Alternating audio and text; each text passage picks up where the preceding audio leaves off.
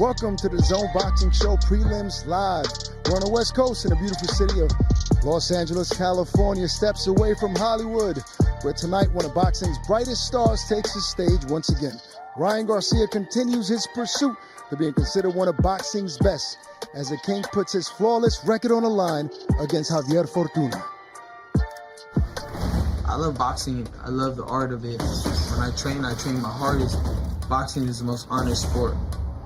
If you say you're a warrior, the truth comes out in the ring.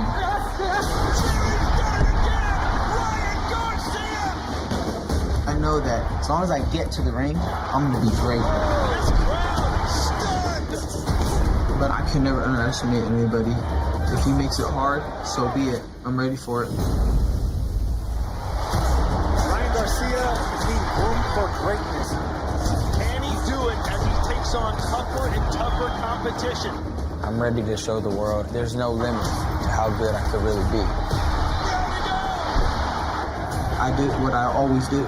Seek, destroy, take you away. But beautifully.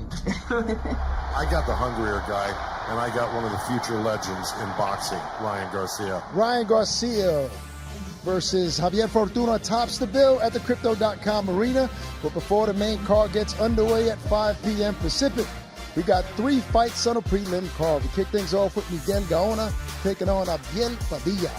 After that, Diego de la Hoya faces Enrique Bernache. We rounded things off with a WBA title eliminator as Asa Collazo goes head-to-head with Victorio Saludar. We're here. Listen, I mean, we're here in the Crypto.com arena right now. I'm feeling LA vibe. That's why I got my chest out today, Barack. It's a little too hot here in LA. I think if it was 0 degrees, you still have your chest out. I don't believe that. What are we here for? Ryan Garcia versus Javier Fortuna. Highly anticipated showdown. Yes, it was anticipated at lightweight. This fight is not at lightweight. It's at junior middleweight. Nevertheless, a lot of bad blood. Fortuna had a lot of things to say when Garcia didn't take the first fight. We have it tonight. Answers. Questions are going to be answered tonight. Yeah, I mean, junior welterweight is a division that you wouldn't expect these guys to fight in, especially Javier Fortuna, who was a killer at 130 pounds, moved up to 135 pounds. And then if you can't make 135, because this is the reason why they're fighting at 140, and you look that smooth, look at him at the weigh-in, look a little chubby, what does that say about your camp? What does that say about how you trained and how long you've been training? Well, I'll tell you what I do see. Ryan Garcia towering over Javier Fortuna. Not only in height, Barack, just in size. I mean, he is muscular. He is in shape. Veins popping out of everywhere. This dude looks like he's been at 140 his whole career.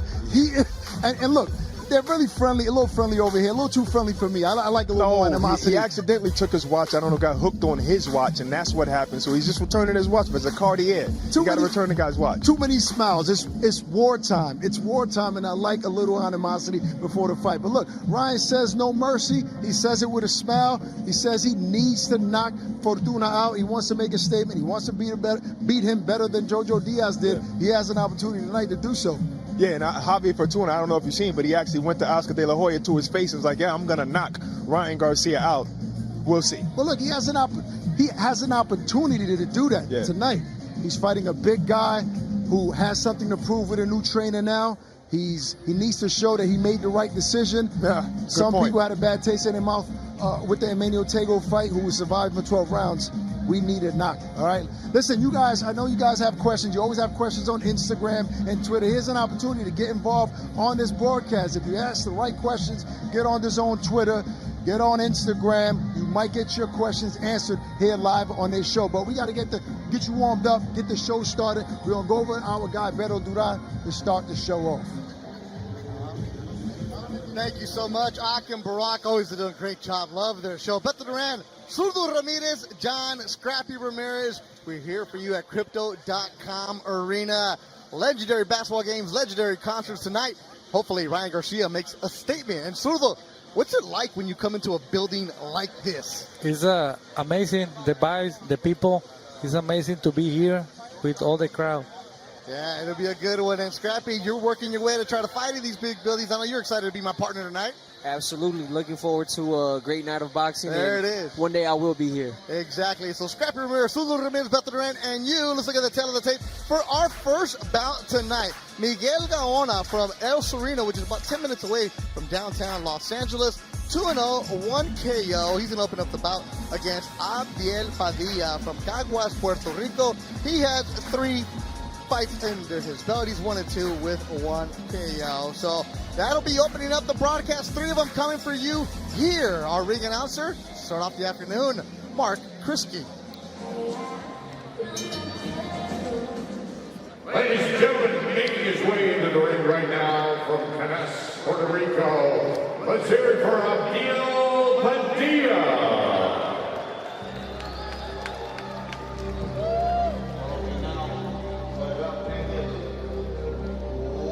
There he is, Javier Padilla, Caguas, Puerto Rico, 1-2, 1 KO. Padilla with Jorge Leon and Gilbert Gastelum in his corner. Real cool setup that they have here inside Crypto.com Arena. You have the background, you have the fighters making their ring walk. And Zurdo, when you're making the ring walk, in this day and age, it still feels cool, doesn't it? Yeah, it is, and you feel like really excited walking into the ring and see the opponent. It's an amazing feeling. You can describe that moment. Yeah, and Scrappy, you know what it's like as you're working your way. You're 10-0, 8 KOs. When you're fighting early on in the afternoon, the building's a little bit empty, but you know that, hey, now in technology, YouTube, people are watching all over the world. It's still a time to shine. Right, and it's also an opportunity to show the world who you are so you can get on the main card.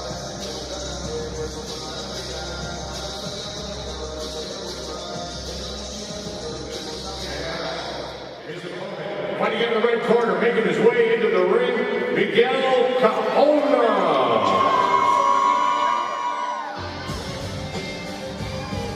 Big smile on his face, Tupac's California love. He's wearing Lakers purple and gold. Miguel Gaona from El Sereno. This kid has a big following on social media. I thought he was an influencer trying to box. No, he's a legit boxer, an amateur background. He's decided to move to camp with Joel Diaz in Coachella out there 2 hours away where it's 120 degrees in the morning. Dedicated himself. He's got the Kobe 24 on the back of his jacket. He's 2-0 in the ring for the 3rd time in his pro career.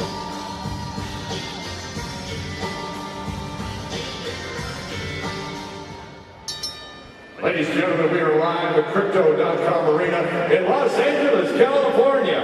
Today's action is brought to you by Golden Boy Promotions. And now for our first fight of the afternoon. First, this fight is scheduled 4 rounds of super lights action. First, fighting out of the blue corner, weighing in at 136 pounds with a record of 1 win, 2 losses, won by way of knockout from Canas, Puerto Rico. Padilla. And his opponent, weighing in at 138.6 pounds, with a perfect record of 2 wins, 0 losses, 1 coming by way of knockout. From Los Angeles, California, Miguel El Hijo del El Sereno Gaona. Referee in charge of the action at the center bell, Jack Reeves.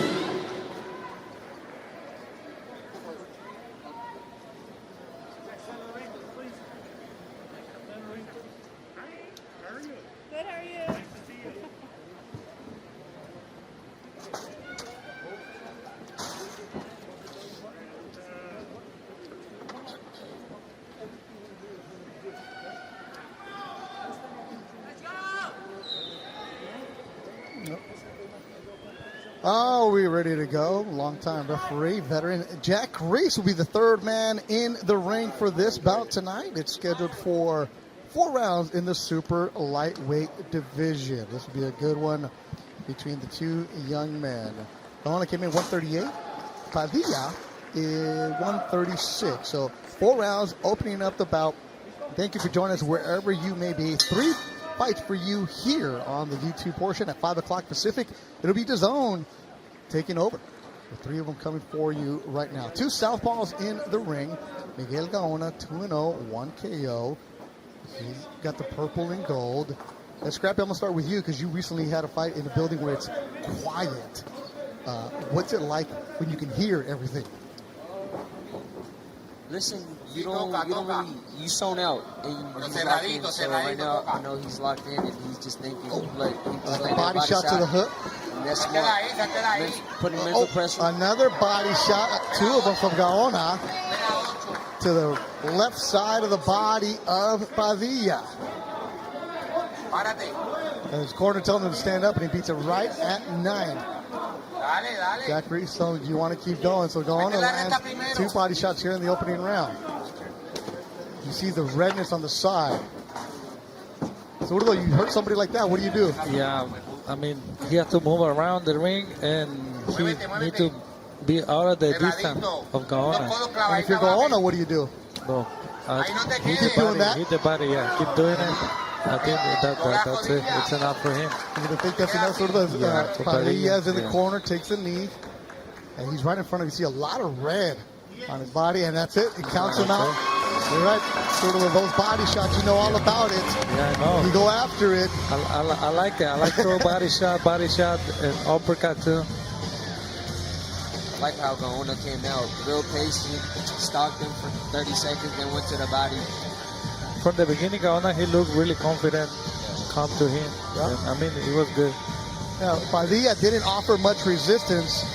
So congratulations to Miguel Gaona, 3-0. But those shots landed right in front of us. Scrappy, you heard the body shots landing. Right. There were the body shots were well placed, and you know, it was about time. He didn't want to be in there. He didn't belong in there. He took him out. Padilla. So quick work for Miguel Gaona. Joel Diaz in his camp. So Joel Diaz has Gaona in India, right? Where he has camp. He was sparring MJ. 122 the 122 champion. Gaona's bigger. That's the kind of work he was getting. So much easier tonight. But hey, you do what you got to do. Is you take care of Gaona gets the win for his 3rd time in his career. That's Gaona's dad right there. Miguel Sr. 2 more fights coming your way. Next one's going to be Diego De La Hoya at 10 rounds against Enrique Bernache. And then later on, it's going to be the WBA minimum weight title eliminator. 12 rounds, Oscar Callazo, Victorio Saluda. So Miguel Gaona, hey, did his job. Hit him to the body. Yeah, great job. You don't really see young fighters go to the body. Yeah, Gaona's first 2 fights, he was headhunting. And then he got with Joel and changed him up. It takes one fight to learn. Tonight, he proved he learned. All right, let's get the officials from Mark Kuski. Ladies and gentlemen, referee reaches the count of 10, and your winner by knockout from Los Angeles, California, Miguel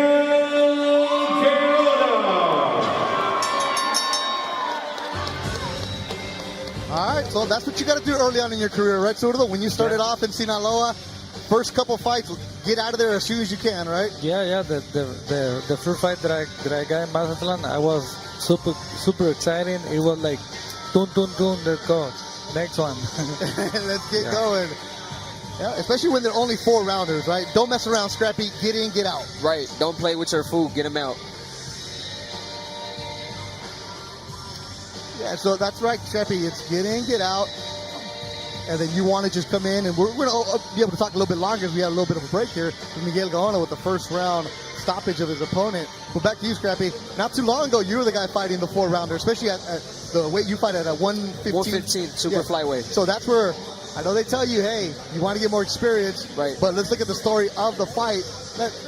And Zurdo, what do you see right here? He came out right away with the body shots. Yeah, that was a great job for him, for Gaona, because he did he threw body shot. It was great for me from the beginning, because that's the way you have to start. Body shot and then the head going down easy.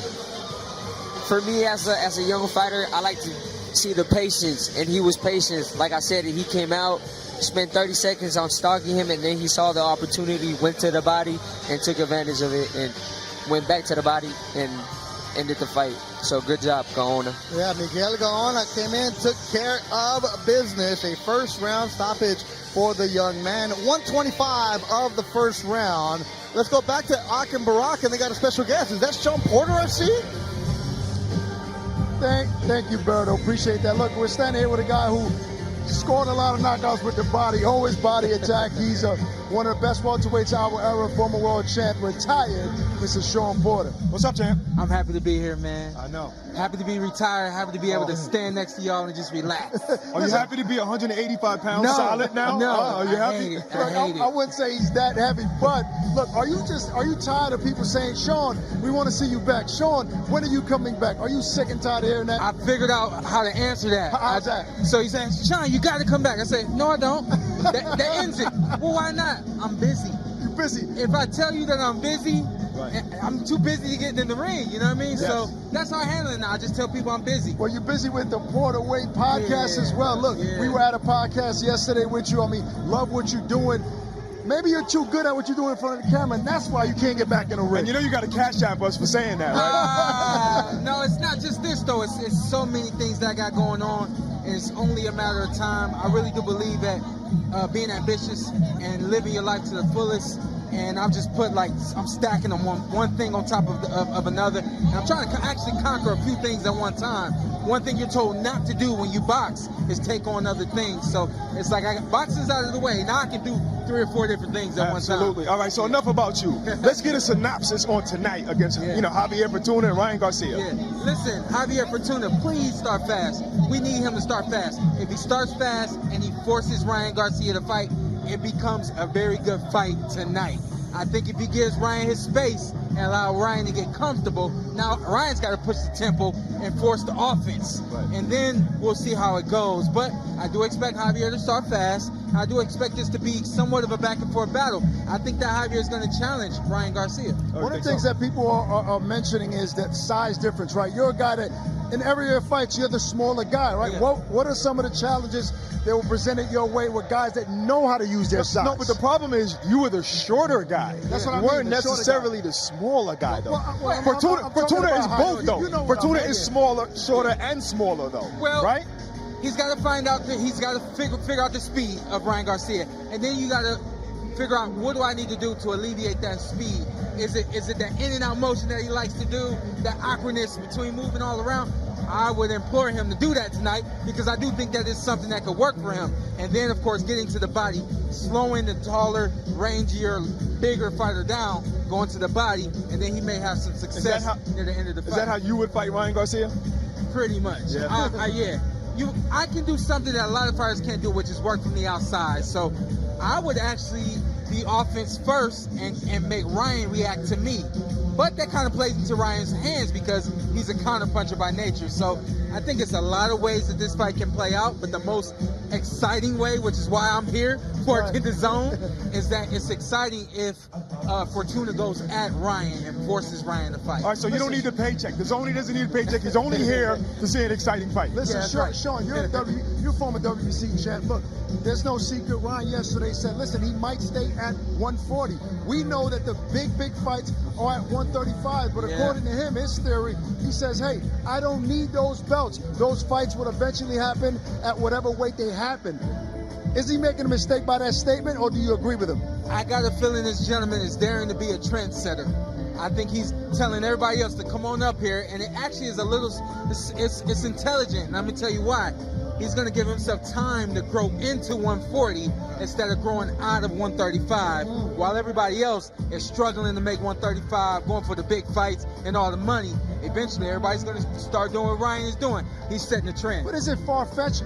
Tank fought at 140 against Barrios, performed well, right? Teofimo up at 140. Devin said at one point that if he doesn't get the shot at 135, he's going up to 140. So eventually, all those guys will be there anyway. The most interesting part about that is you cannot argue Ryan Garcia for staying at 140.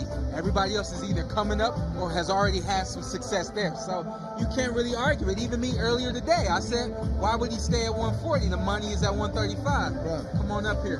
You need me. Come on up here. You know? Well, but let's talk about the belts. You know, he said a lot of things about the belts, how they don't matter. Now, I understand that sometimes sometimes we think the belts get in the way, but if you have all of the belts like Devin Haney, that says something. Every little kid dreams about that, and people put their lives on the line for these belts. How do you feel about that? You know what? I'm going to go ahead and say it. When you can sell out an arena and you don't have a belt, do I really need a belt? Right, for sure. But to his point, I mean, when you were a kid, I mean, I know you played football as well, but even after, once you took boxing serious, there has to be a dream in there, like, I want to hold those straps in the Hall of Fame. I mean, what great fighter. I'll say this, we talked about this yesterday. Yeah. Can you think of an all-time great that never held the world title? No, there's no all-time great that has never held a title, but I think that that's something that boxing has kind of forced us to realize, that if you're not a world champion, you may not mean as much to the sport. I think he's proven everybody wrong by doing what he's been able to do without a belt. And I think the other part of that is we have to realize, hey, Ryan Garcia, what are your goals? Has your goal ever been to hold the WBC? Right. Has it ever been to hold the IBF? He has said it before in the past that he wanted to hold the WBC belt. So we have to fall in line with what he's believing. Okay. If he believes that he can stay at 140, eventually a belt will come. If not, he's happy making the money, selling out the arenas.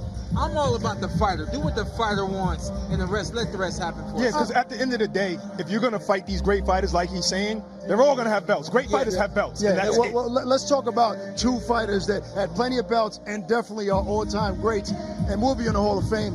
Canelo Alvarez versus Triple G. That's coming up on September 17th. Look, this is a highly anticipated trilogy. I mean, one of the most in our era, because a lot of people felt that Triple G won that first fight. Some even felt that he won the second. Yeah, I don't agree with that, but let it be. Yeah, I mean, nevertheless, this is a real rivalry, and Canelo dislikes Triple G.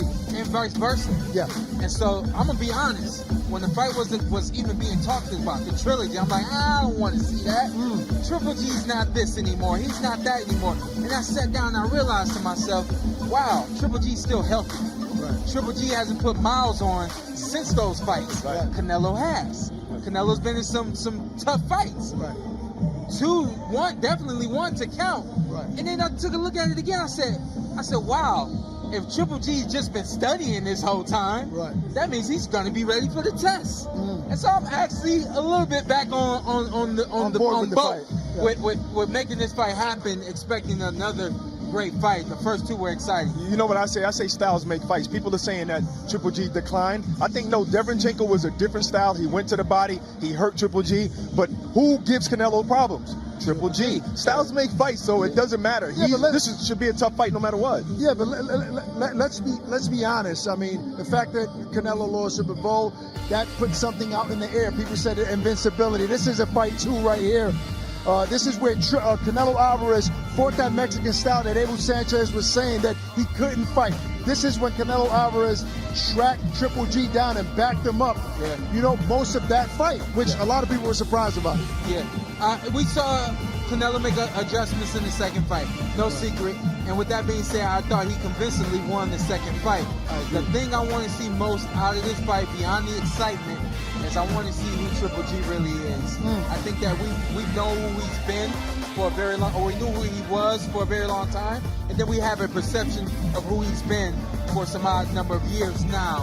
And so I think that if there was ever a time for him to have a legacy fight, a historical moment in the ring, it is Canelo Alvarez that he needs to have that against. And I think that he's got to make some tweaks, some adjustments, and bring him to the ring and be great. All right, so we know what Canelo wants to do after he fights Triple G. Let's say he wins. He wants to rematch Bivol.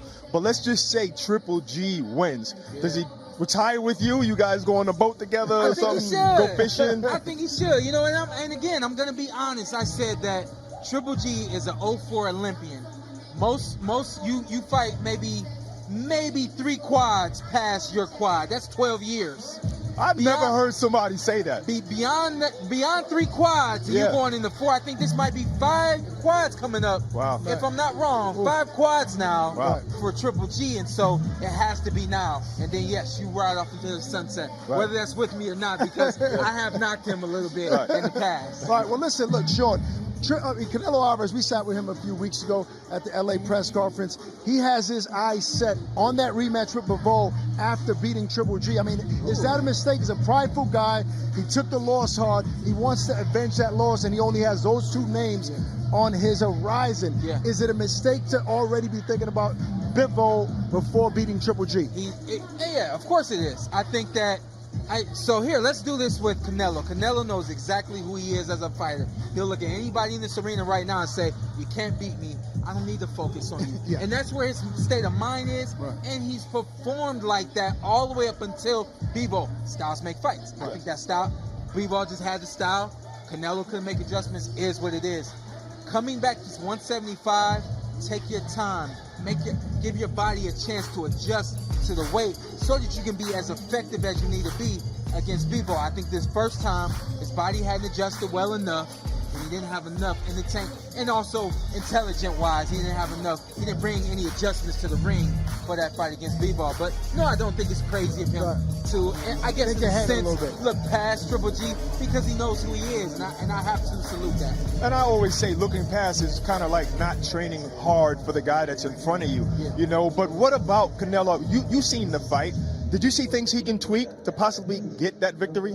Or just Bivol just wins 100 times out of 100? He's got to make adjustments, but the funny thing, like if you're a coach and you want to give somebody advice, give somebody advice based on what they can do. I can't give Canelo advice because I don't know if Canelo can box like me. I don't know if he's got the quick feet and he can make those movements and feints and things that I believe I saw that Canelo should have done against Bivol. He's got to be quicker with his feet. He's got to be able to get in and out, and he's also got to be able to box a little bit more from the outside. I think that those were key. And the number one thing I thought he left out of the ring was going to the body. Yeah, I didn't see any body attack. And that's something that he normally does. But sometimes you think in some cases, you think a loss does something to a fighter who's been winning for so long and having so much success. Because he told us he is more focused than ever before. Does a fighter sometimes maybe need that? I know you prefer not to lose, but can that do something in a positive way for Canelo Alvarez? Yeah. You know what? Even in a win, if he had adversity against Bivol, it would have improved him. It's not necessarily the loss that makes a fighter improve. It's the adversity that we realize through the loss. Yeah. Sometimes we have adversity, we win, and we keep it moving. Right. You forget about the mistakes. The loss makes you stop and say, well, what did I do wrong? You know what I'm saying? Okay, so what about him taking this time to fight Triple G, Canelo that is, and not just go straight into fighting Bivol? Good or bad? I wanted to see him go right back. Me too. I did, because I do believe that he can make adjustments, given a second opportunity, and beat Bivol. I do have him winning the rematch whenever it does happen. I think him going back and fighting Triple G, of course, the money, of course, the opportunity to go back out there again and kind of get himself back into winning form, you know what I'm saying? Yeah. You know, to your point earlier, you know, I heard whispers 6-7 months ago. I'm not sure if I want to see Triple G Canelo 3. I don't hear those whispers anymore. Everybody wants to see this fight, and it's going down September 17th in Las Vegas, Nevada. Canelo, Triple D, the trilogy. Check it out. Very few fights can be called super fights. This is one of them. Both men are firing what they've got. This is a draw. There has to be a rematch. And new. There's a score to 7. There's real bad blood here. Everybody wants to fight, right? He told that last year. I don't want talking with him. I want to fight.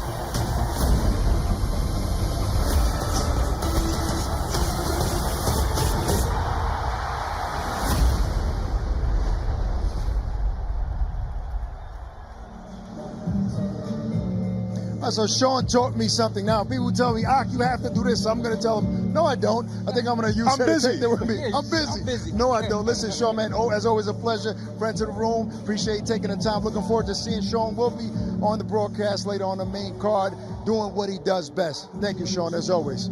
All right, look, we're going to take it over to Beto Duran to continue the prelims. Great combo between Akbarak and Sean Porter. That was real good breakdown. And yeah, Canelo Triple G. And my partner right now, Zurdo Ramirez, is looking at that promo like, yeah, I want some of that too. Let's look at the tail of the tape for our next fight coming your way. It's going to be Diego de la Hoya in the ring for the first time since 2019, taking Enrique Bernache. This is actually a rematch. Their first fight was stopped in the second round because of a clash of heads, and Bernache has been saying that Diego's been ducking him. Well, he gets a shot at him this afternoon at Crypto.com Arena. All right, let's bring him in. Mark Kuski, our ring announcer.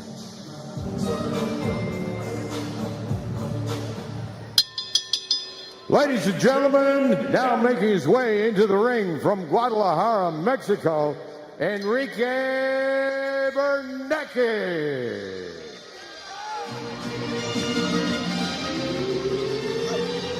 Me dicen el tapatío. Enrique Bernache representing Guadalajara, Jalisco, Mexico. A veteran of 37 fights. Making his way into the ring here at Crypto.com Arena. Our second bout of the night in the featherweight division. Got that smile on his face. It's a fight that he's been wanting for a while.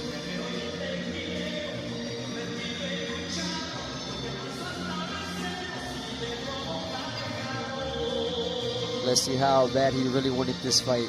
Yeah. Let's keep the same energy. I was waiting for somebody to say that, right? You want it, you want it. Well, here you go, vamos. Yep.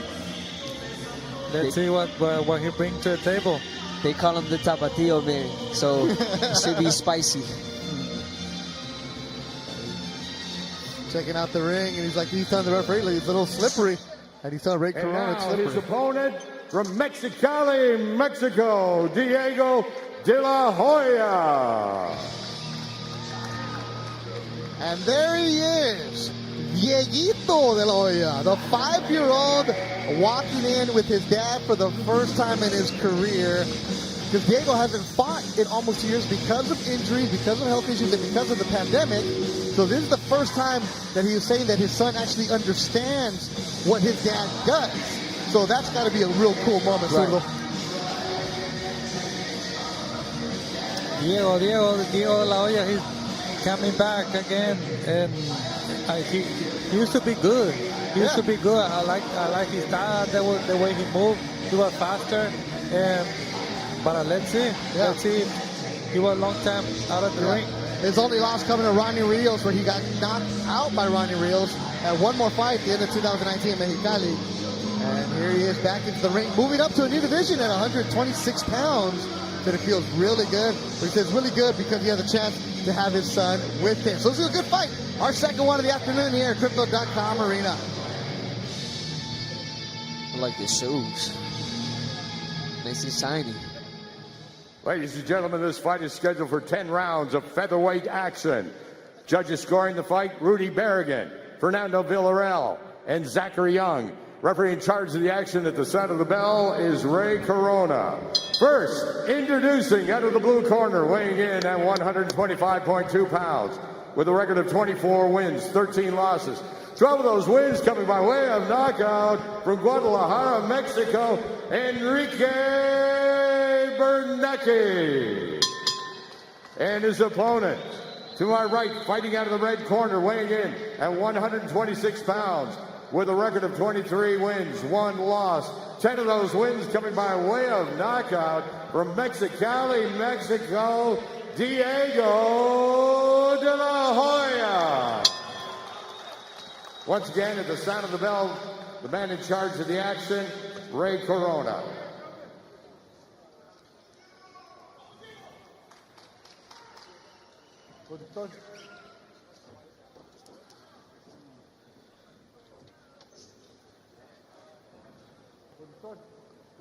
Aquí está bien. You want to touch gloves? Do it now. Si quieren. God bless. Third man in the ring, Ray Corona, long time veteran referee, does a great job in there controlling the action. And let me just give it to you right now. That logo, that gold logo, Ray Corona went to both fighters and told them that it's slippery. Bernache went into the ring and he stepped and he slipped. Told Corona about that. Then he went and told Diego de la Hoya to watch out for that. So we'll keep an eye on that. new logo. All right, this was scheduled for 10 rounds. Beto Duran, Zurdo Ramirez, and Scrappy Ramirez. And you see Bernacchi immediately. Yeah. I don't think it's the logo, Zurdo. I think it's the shoes. It's his shoes, isn't it? I think the shoe. He need to use tape in the shoe. For, like, Yeah, he's sliding around as Bernacchi. He has no balance, nothing to stand on. And Diego De Loyo lands a 1-2 as Bernacchi, his eyes wide open. He's a veteran of 37 fights, so you know he's been in adverse conditions before. But Zurdo, have you ever had that happen when your boots aren't working? But well, just in the ring. But I mean, just in the gym, not in a fight. Not fight, yeah. You have to use a different shoe for that. Oh yeah, he's sliding back. He cannot plant Bernacchi in black. It's good for Diego. Yeah, Diego's shoes are fine. Diego has balance. Diego need to like pushing back. And Let's see what type of adjustment he makes right now that he's unstable. You see, Bernacchi throws a punch, but his foot keeps on going, his lead foot. And we're right next to the corner of Enrique and Bernacchi in the blue corner, so they'll hear that instruction from his corner really loud. Scrap, did that ever happen to you where your shoes aren't working? This has never happened to me, thank God, and I hope it won't happen. Oh, and Diego lands a good left hook. he got it with the left hook. Yep.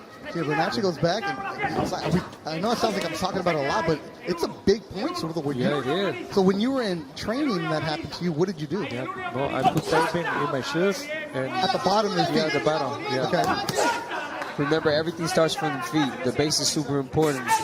If you don't have a base, you're in trouble. But right now, Bernacchi, he can move because he slipped a lot. Yeah. He got hit, but it slipped. Yeah. And Diego De Loyo having a good opening round. He should take advantage of this opportunity. And he get caught. Bernacchi. Yep, Bernacchi's left eye is swollen. I like Diego's body work. He take distance, he move around. Diego, he's doing a good job. Yeah. Good combination. 2.5 years not being in the ring. Diego De Loyo in his first round. He's looking smooth here, Zurdo Ramirez. Yeah, he look sharp. He look good. He move around. He don't stuck in one position. He needs to use more the jab, Diego.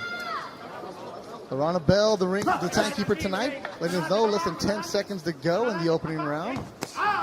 Good solid round for Diego De Loyo as Bernacchi comes back to his corner, slipping like he's playing hockey because underneath the surface where the Kings have their ice, and then the left eye of Bernacchi is cut, so he does look like a hockey player, Scrappy. He looks like a hockey player. There you go. All right, now they're going to put some tape. But let's look at some highlights here for the first round, Zurdo. Yeah. That was a bad position for El Duende because he don't have balance. He don't have balance. He's sleeping a lot, and it's no good for him. Also, Diego De La Hoya keeping constant pressure, going to the body, changing his punches up and down. I like that. And there you see they're putting the tape on the soles of Enrique Bernacchi. Baltasar Molina, his trainer, also Osvaldo Espinosa. So they figured it out. They got it.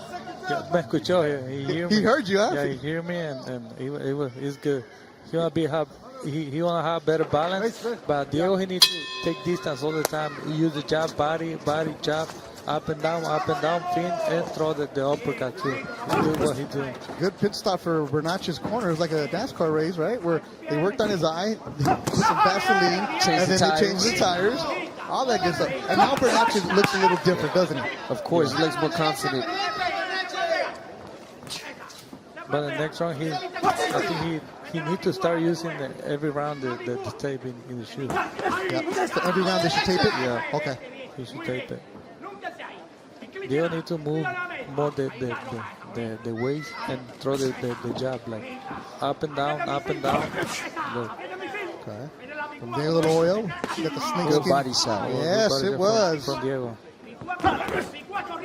Zurdo, Diego was telling me, I've done all of his fights since he turned pro, and I was like, do you need a break? I know he injured his hand, he had surgery. He said, I just needed to get away from boxing mentally, where I didn't do anything for a year because I needed my body to heal, but he said mentally he just needed to say, hey, you know what? Let me breathe a little bit.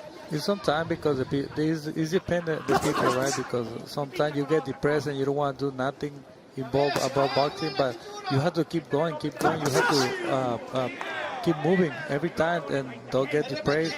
And I mean, if he don't do anything, it's bad for you. Well, no, he said he didn't do anything boxing where he didn't have to train, he didn't have to make a diet. He'd go work around, he would move around, but it's bad for him because you get depressed for that because you don't have nothing, no one to tell you what you have to do. Yeah. In other words, you call that burnout. Yeah. Well, he said he started boxing at the age of 5, and he was competitive since the age of 5. So he felt like he just needed that break to get away from the sport. Seems like that break did it well. He's putting on a performance to make. Diego, he needs to start moving like the first round. He needs to back and move around, use the jab. Now he stopped it. He stopped it and he's waiting for him. I mean, he want to be excited fight because toe to toe, but he needs to. He has a better skill. Good left hook landed by Diego De La Hoya. Another left hook followed by a solid right from De La Hoya. Another one, right, but he's slipping. Yeah, now I see why you say you got to put tape every single round. So it lasts like 2.5 minutes. Has him in the corner. Man, that's got to be tough for Bernache. You got a bull coming at you. You got no feet underneath you. You know what happened with Bernache is because he used so much the same shoes, and they have no grip. Yeah. Oh, and De La Hoya lets his hands go at the end of the round, connecting strong as Diego De La Hoya, and good for 2. Yeah, that was great for Diego. He threw like 10 punches. Like it was good combination, almost stopped it. The ring save. The belt got him right at the end for Bernache. They're working on that cut from the left eye. Okay, so they're not going to put tape at the bottom. All right, we'll keep up there. Yeah, they need to do it. The corner of Diego De La Hoya with Pedro Valles, Francisco Garcia, and Carlos Anaya in his corner. I think this fight is a matter of time. Diego De La Hoya has him in his hands. He's going to keep picking him apart. Look. It was 1, 2, 3. But he stopped it. He needs to like keep going. Diego, keep going. Keep pushing him back.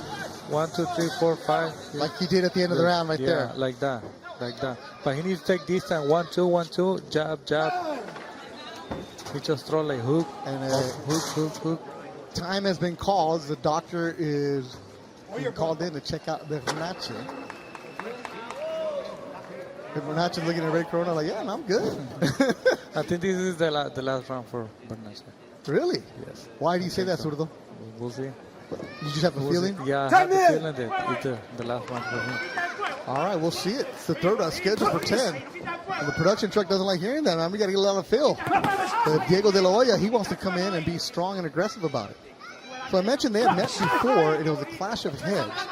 And then they were supposed to fight, and Diego De La Hoya came down sick the week of the fight, and Bernache just went on a random and saying he doesn't want to fight me, he's scared of me, and just letting him have it because he was already at the hotel.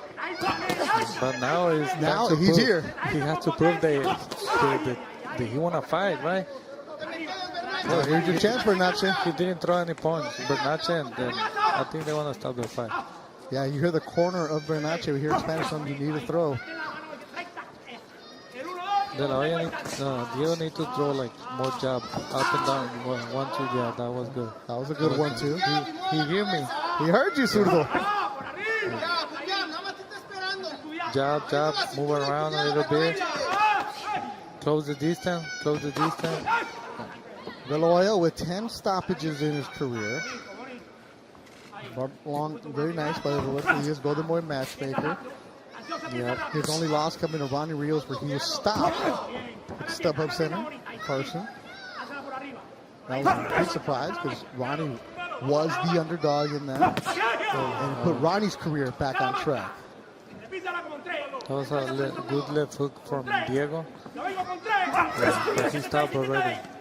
So you want to see Diego put step on the gas. Yeah, but he needs to like keep busy, like jab, body, distance, and move, and that's the only thing he needs to do, and he can knock him out. What do you see there, Scrappy? I just like the fact Diego De La Hoya is being patient, keep going to the body.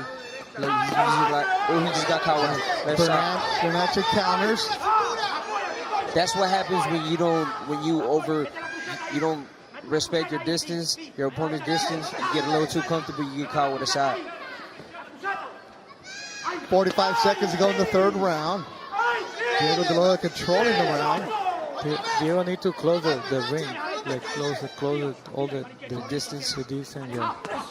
Like he's giving Bernacchi too much room. Yeah, but that's a slip. That's a slip. Yeah. He tangled up. Yeah. Nothing going Bernacchi's way this afternoon. You need to put again tape. More tape. Good left hooks from Diego De La Hoya here early in the fight. De La Hoya, Bernacchi, we're working our way towards Ryan Garcia and Javier Fortuna. One interesting thing I see about Bernacchi, he has a nice double jab, and that's the only thing he has, and that's working. All right, so Sudo thought it might be done at the 3. He survived. Yeah, he survived. So I'm wrong, but but they're working that left eye. I would like to see Diego using more the jab, closing the distance, pushing him back a little bit more, and throw a lot more uppercut. Upper and body with the same hand. Upper, follow up with body, okay.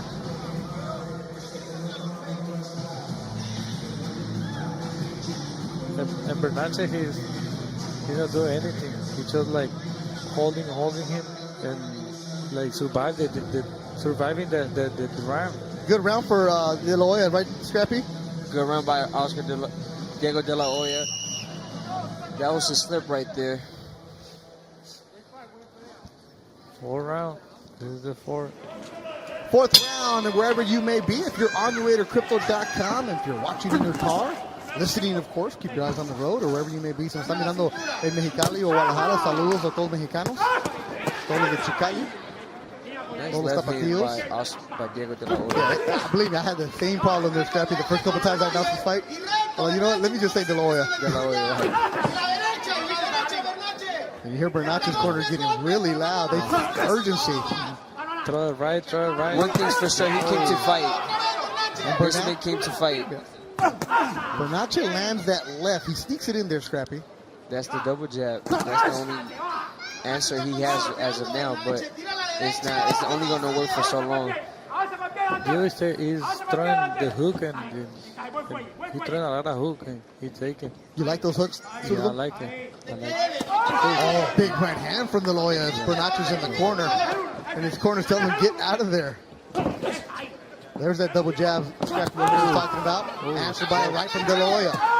Another right from De La Hoya. Yeah, because we're next to Bernacchi's corner, he said, stop throwing only the jab and a slip there. So the instruction was, the corner told him, stop throwing only the jab, throw a right. Yeah. Has he thrown a right at all? He hasn't. Again, that's his answer. That's the only punch he can land. And you saw it again. Because when he throw the right, he's slipping. Oh, okay. He don't feel confident. But it's bad for Duende because that couldn't happen in the fight. Everything had to be perfect in the fight. Solid shot from Bernacchi. He lands one. But now I see what you're talking about, Sudo. He doesn't feel confident throwing that right because he can't sit down on it. Gets caught with the left. Yeah. Walked right into that. A lot of swelling now on the right eye of Bernacchi. He's already cut on the left. And Diego De La Hoya picking him apart here in the fight. Diego needs to start throwing more body. He starts throwing the body. He's just throwing like the hook.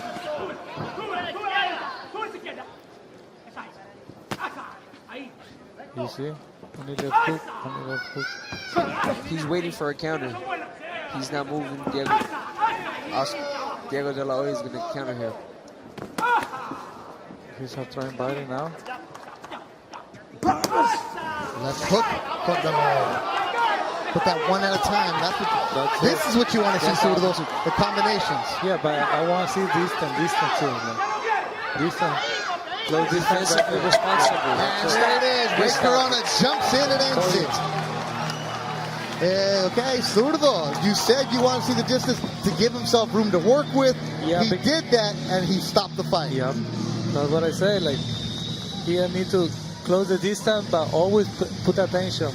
Always like throwing jab, jab, jab, 1, 2, back, upper, body, hook, and then you can throw anyone you want. But you have to always have the distance. Right, Scrappy? Right. Absolutely. I know Diego right now is he's feeling extremely happy.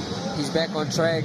Great performance, and I'm excited to see what's next for him. Yeah, that was a good performance for Diego de la Hoya. A stoppage in the 4th round, 2:51 of the 4th round, because he did what Zurdo de Ramirez said. Give yourself the distance and throw your combinations. Let the hands go. Yeah, always you have to take the distance and then throw whatever you want. Look. All right, here's the stoppage, Zurdo. Boom. Yep. Body. That was right beforehand. You see? 1, 2 step, baby step behind. And here's when he gets into the corner. Yeah. Good. And Ray Corona jumped in. He's signing up. Bernache. Because you have to stretch all your arm, like, and he's more powerful. And you can throw the same hand, upper, body, then you can follow with the right, left, anyone you want. Great finish by Oscar. He saw the opportunity. Sorry again, Diego. He saw the opportunity, and he finished the fight. Hey, that's what you got to do, Scrappy. You did it recently. You saw an opportunity to end a fight. You do that. You jump on it. You get after it, and you do what you got to do. In this sport, you can't play. You see the opportunity, you got to take it. It takes one to end the fight. Mark Krisky, let's go. Referee Ray Corona puts a halt to the fight at 2 minutes and 51 seconds of round 4. And your winner by knockout, Diego de la Hoya. Diego de la Hoya gets the victory for the first time. He's back in the ring since 2019. He takes care of Enrique Bernache. De la Hoya from Mexicali is now 23-1. 23-1 for Diego de la Hoya as he moves up to a new division at 126. And there you see the sportsmanship between Bernache and de la Hoya. It was a little contentious from Bernache's side. Not anymore. You get the fight, you take care of business. So that's what you got to do wherever you are. Thank you for watching, and Diego de la Hoya gets the victory. Now let's look at the highlights of this fight. Because Zurdo, I've mentioned it, was there going to be any kind of ring rust? It didn't really see any today from Diego de la Hoya. He looked confident right away. What did you like? Yeah, I like the way that he moved. I like more the first round because he was like taking more the distance, going back, going around. You don't go into the ropes, and then that's what you have to do. Like always maintain the distance, do your fights, and tell you the fighter that come to you, and you have to do whatever you want. All right, so they touched gloves in the beginning, and then they got after it. Scrappy? They got right into it. Oscar didn't waste no time. He saw the opportunity again and took it. One thing I like about Diego de la Hoya, he went to the body. It was a fast pace and a lot of output. And he came after him, Zurdo. He got caught with 1 or 2. He got caught a couple of times. You see, that's what happens when you don't keep your distance control. But then he ended it, Zurdo. He needed to step on the gas. I knew it. He gonna stop it. Yeah, well, you said in the 3rd round you thought it wasn't in the 3rd, it was in the 4th. But he got it. A stoppage at 251. Diego de la Hoya gets the victory in the 126-pound division. So I'm looking at some of the tweets. Very nice. They liked him in Ireland. They liked him in Mexico, of course. He gets the victory. Justin Donnelly watching us in Cork, Ireland. Dr. Vitals, everybody else watching in New York. So it's time for Diego de la Hoya to put work in the gym, back in the gym, and I think he has a lot of potential to be a world champion at 126. Hey, that's the plan. It says Roberto Diaz, Golden Boy Matchmaker. We'll see what's next. But you know what's up right now? Akin Barak. What's up, fellas? What's up, man? Thanks, Beto. Listen, he's been out the ring in a while, De La Hoya, so it's always good scoring a nice little knockout victory after that long layoff. You know what comes with being out of the ring? Exactly. Ring rust, but when you got a name like De La Hoya, you can't afford to have that. That's just what it is. Speaking of ring rust, people thought that Ryan would have ring rust after the long layoff when he fought Emmanuel Tago, but it didn't seem like that. He went 12 rounds trying to knock a guy out, stalking a guy that didn't want to get knocked out. I don't think that ring rust thing, I don't think it applies to everybody. I think if you put the proper training in and the right amount of sparring hours, I mean, you can gel right back into the boxing. Ah, man, I used to say that. But I do know that sparring, no matter what, is different than fighting under the lights, no matter what.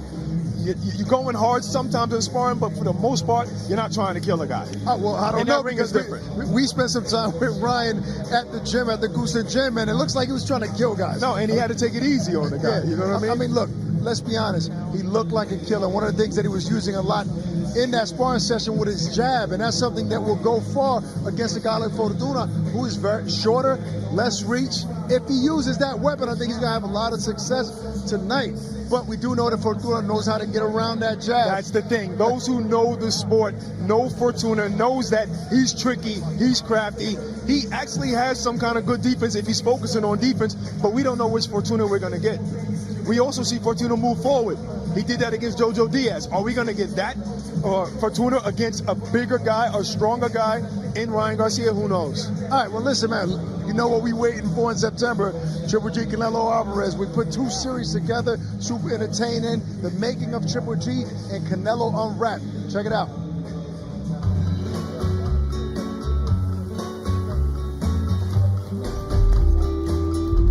Regularmente se dice que el boxeo es el deporte de los pobres, de los humildes, y pues es cierto.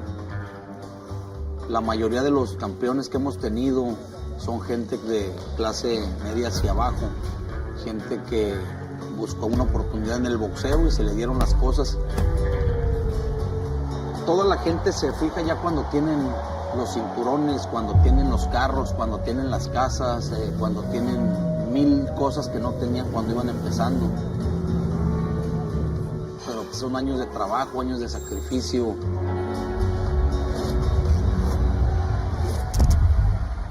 Para todos los mexicanos, creo que hablar de boxeo es llenarse uno de orgullo. ¿Por qué? Porque hemos tenido muchos atletas muy buenos.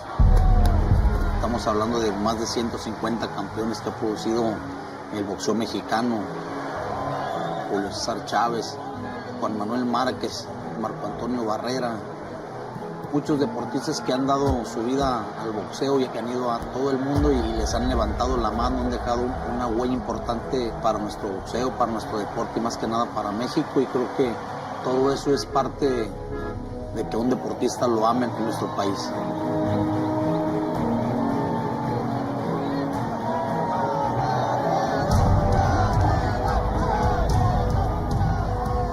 Creo que poco a poco, tanto los aficionados mexicanos como los aficionados al boxeo se han dado cuenta que Canelo es uno de los grandes deportistas que hay hoy en día.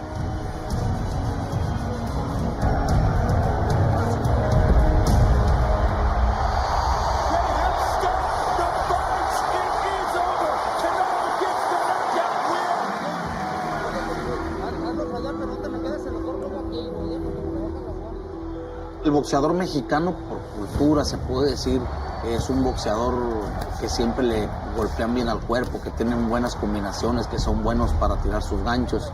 Como mexicano, que es Saúl, pues se le facilita porque es la escuela netamente mexicana, una escuela de ganchos. Yo creo que Saúl es uno de los peleadores más completos que hay en el mundo porque sabe trabajar las piernas, sabe trabajar su defensa, sabe pintar, sabe tirar un buen jab, tiene muy buenas combinaciones. Más que nada es un peleador inteligente arriba del ring.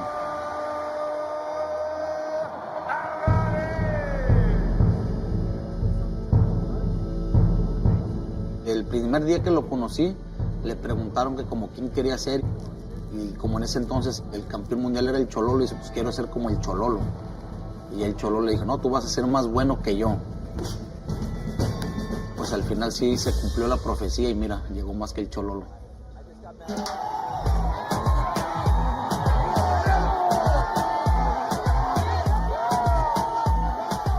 Cuando empiezan a gritar los aficionados, Canelo, México, pues obviamente te motivas y te emocionas más, ¿no?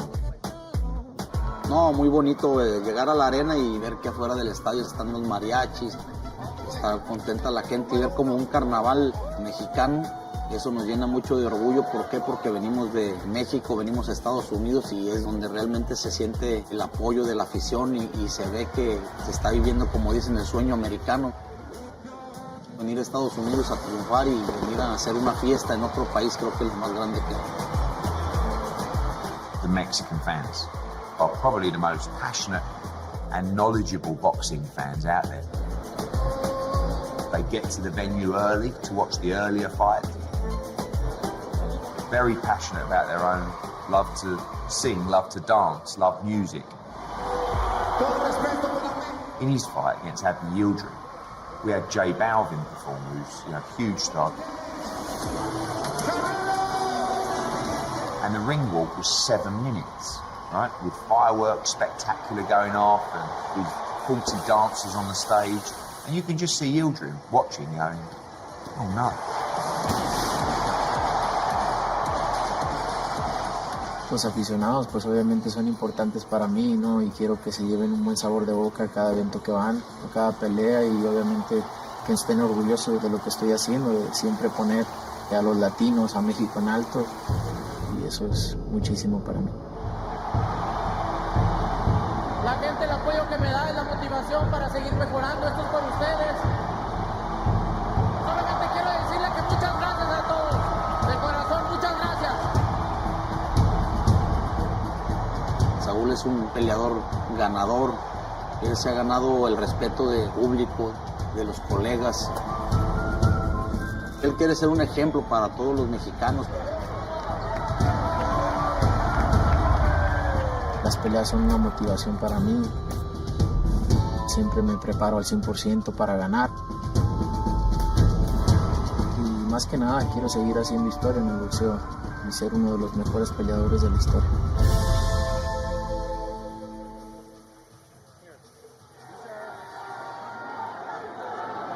Gennady Triple G Golovkin. Touch gloves. God bless you both. Nobody wanted to fight him. I mean, he was killing everybody. I heard the Russian. I heard Abel's guy. I heard Superman. He was like a mythological figure at this point. В конце концов, приходишь на эту арену и боксируешь, когда ты понимаешь, что твои желания, да, твоя мечта сбылась.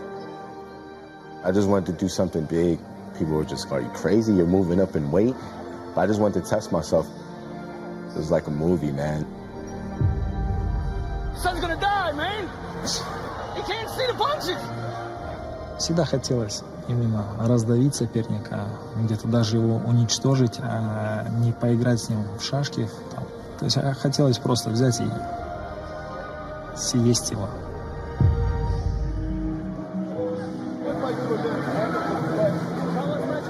У нас был диалог, у меня был диалог с ним, с Расадом, то есть он спрашивал, как ты, что ты ешь, почему ты такой.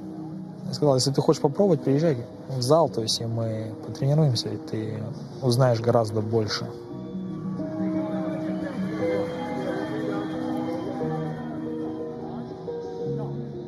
Не было его. WBA IBO middleweight champion of the world, Gennady Triple J Golovkin.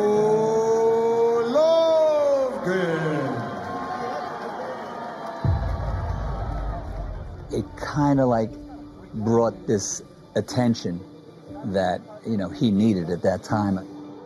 And he was the guy, the force to be reckoned with. То есть я думаю, что именно тот бой, он был такой переломный. Меня много зрителей узнали, именно болельщики. Да, этот бой действительно был очень кровавый, очень зрелищный, очень такой грязи, наверное. И зрителям это надо. Зрители хотят видеть. То есть для них это всегда драма, для них это именно та драма-шоу, что показывается во многих боях. зрители любят. Изначально зрители любят, как говорится, кровь, хлеба и зрелища. Вот здесь в этом бою именно это все и было.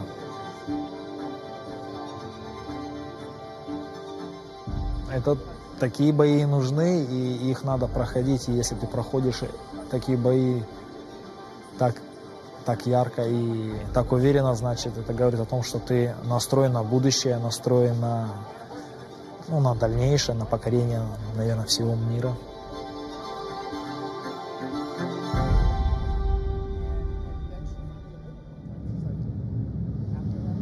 Look, that's just a little teaser. You guys want to watch all of those? They're available on platform. Canelo Unwrapped, making a Triple G. So make sure you subscribe to Dazn. You can watch that. Get you hyped up for September 17th for the trilogy.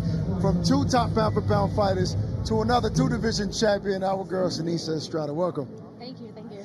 And one of the top fighters in the world. Of course. Well, that's what I introduced her. You look lovely. Your outfit is lovely. Ryan Garcia has a lot to prove today. You know, beat for the last fight. We'll get into that fight first. Last fight against Tego, he didn't score the knockdown. People were expecting that, but he was fighting a guy that was trying to survive. Does he have to score a knockout tonight to make the statement that he's trying to make? I mean, styles make fights, so it was difficult for him because his opponent did not want to engage last time. He just wanted to, move and survive. But like you said, Ryan always has so much to prove because everyone's always targeting him. And that's the reason why I always love to watch him fight, because I want to see what he's going to do next, what he improves on. And, Ryan has everything it takes to be the best. He has the lightning fast hands, the power, all the athleticism. But like I said, it's just always fun to watch what he's going to do next, because fights like this get him ready for the big fights like Tank Davis and all those big names in his division. I think it's like a double-edged sword, because on one hand you have the confidence to say, I'm going to knock him out. Right. Like Muhammad Ali used to say, hey, I'm going to knock him out in 5, That takes a lot of confidence to say that publicly, because if you don't, people are going to say something. But then on the other hand, when you don't knock him out, you get criticized. Which one do you think is better? I mean, like I said, styles make fights, and I think Ryan is more confident that he's going to get the knockout this time because Fortuna is going to fight him. He's going to come forward, and that's what Ryan wants. Ryan wants the opponents who are going to come forward and make it a fight so he can land that powerful left hook and he could catch them when they're most vulnerable and while they're throwing punches. Well, speaking of knockouts and moving forward, that's something you do in the ring very often. I mean, have you ever predicted a knockout and actually execute it? I have. I predict my last knockout, yeah. So that feels good. But I don't like to do it all the time because sometimes, you can be wrong. It doesn't happen. It doesn't happen. Can you give us another prediction today? Another prediction today, I think... No, wait, I didn't ask the question yet. Not about this fight, about you and your career. Where can we see you? What's going on? The people want to know. I'll be back soon. I'll have some exciting news to share very soon about the future and the next steps in my career. So I'm excited. I want to get back in there and I want to, get all the belts. What can you say about future news? Future news. I'll be extremely happy with the future to come. That's the news. I'm going to be happy. You don't know what it's about, but it makes me happy. All right, fine, whatever. But okay, at least tell us this. What weight class? 105, 108, 147? Who knows? I would like to get all the belts at 105 pounds and then move up to 108, then 112, and take all the belts from as far as they're there. How many divisions? Would you want to conquer? Would you be done after that? Maybe. I might try to do a bantamweight fight. Maybe. We'll see. All right, listen, moving forward after this fight with Fortuna, if Ryan Garcia does get past Fortuna, I mean, what opponent would you want to see him against? The fight we all want to see, not just myself, but everybody, Tank Davis, for sure. Would love to see him against Tank, and I want to see what he does in fights like this because it's going to show how ready he is for Tank. And, there's still a little mistakes that I see from Ryan, and I think in order for him to beat fighters like Tank Davis and top fighters in his division, he's got to, improve on those little things. Okay, so, Bernard said that he wasn't ready. That was before the last fight with Tego. Canelo mentioned recently that he wasn't ready. Do you think he's ready? Even though he has those couple of things he got to improve on? Things I just want to see him use his defense a little better, be able to roll and dip under punches instead of pulling straight back, because he has the height and he has the reach, but pulling straight back and being vulnerable for shots like Campbell landed, and also his last opponent landed the same shot. So I just want to see him improve on that. And I think you know, like I said, he has the potential to be the best in the world. Yeah, listen, we want to involve the fans. Early on, we put out a call to action for people to send some questions. Seems like you just answered this one, which is who are the realistic matchups for Garcia if he beats Fortuna is Gervonta Davis, obviously. I mean, Barack, I mean, is it going to happen? Yes, and people are doubtful, but I believe that Tank was already trying to make his way to being, you know, free, so that there's no two sides of the street, which is horrible for boxing. And Tank has been more vocal. You know, the regular Tank is the quiet guy. I just fight whoever they put in front of me. But now he's like, okay, I want you, Devin. Okay, I want you, Ryan. Let's go. I'll fight them all. So I think it's possible. It may happen. Well, the next question is very similar. If he wins, does that fight have to happen? Like, who's picking these questions, first of all? That's what I want to know. I don't know. Is the fight? What's going to happen next? Is the fight going to happen? It's going to be on a Thursday. I don't necessarily think it has to happen. I think there are other opponents out there. We know that's the fight that he wants. But let's talk about all of the other. Come on, Barack. Who? I mean, there's Devin another disputed lightweight champion, Devin and Haney, undisputed champion, and that's a big fight. Like, even if Devin decides, I don't see him vacating those belts and moving up to 140, but even so, it's a great matchup. That's a fight that I think Ryan Garcia needs to value as well, because he is considered the best light in the world. He's undisputed. You can't deny it. Yeah, but I think Devin is in that mindset of, okay, I was chasing you before, but I'm not chasing you no more. I'm the champ. So you come to me and say you want this fight. Maybe.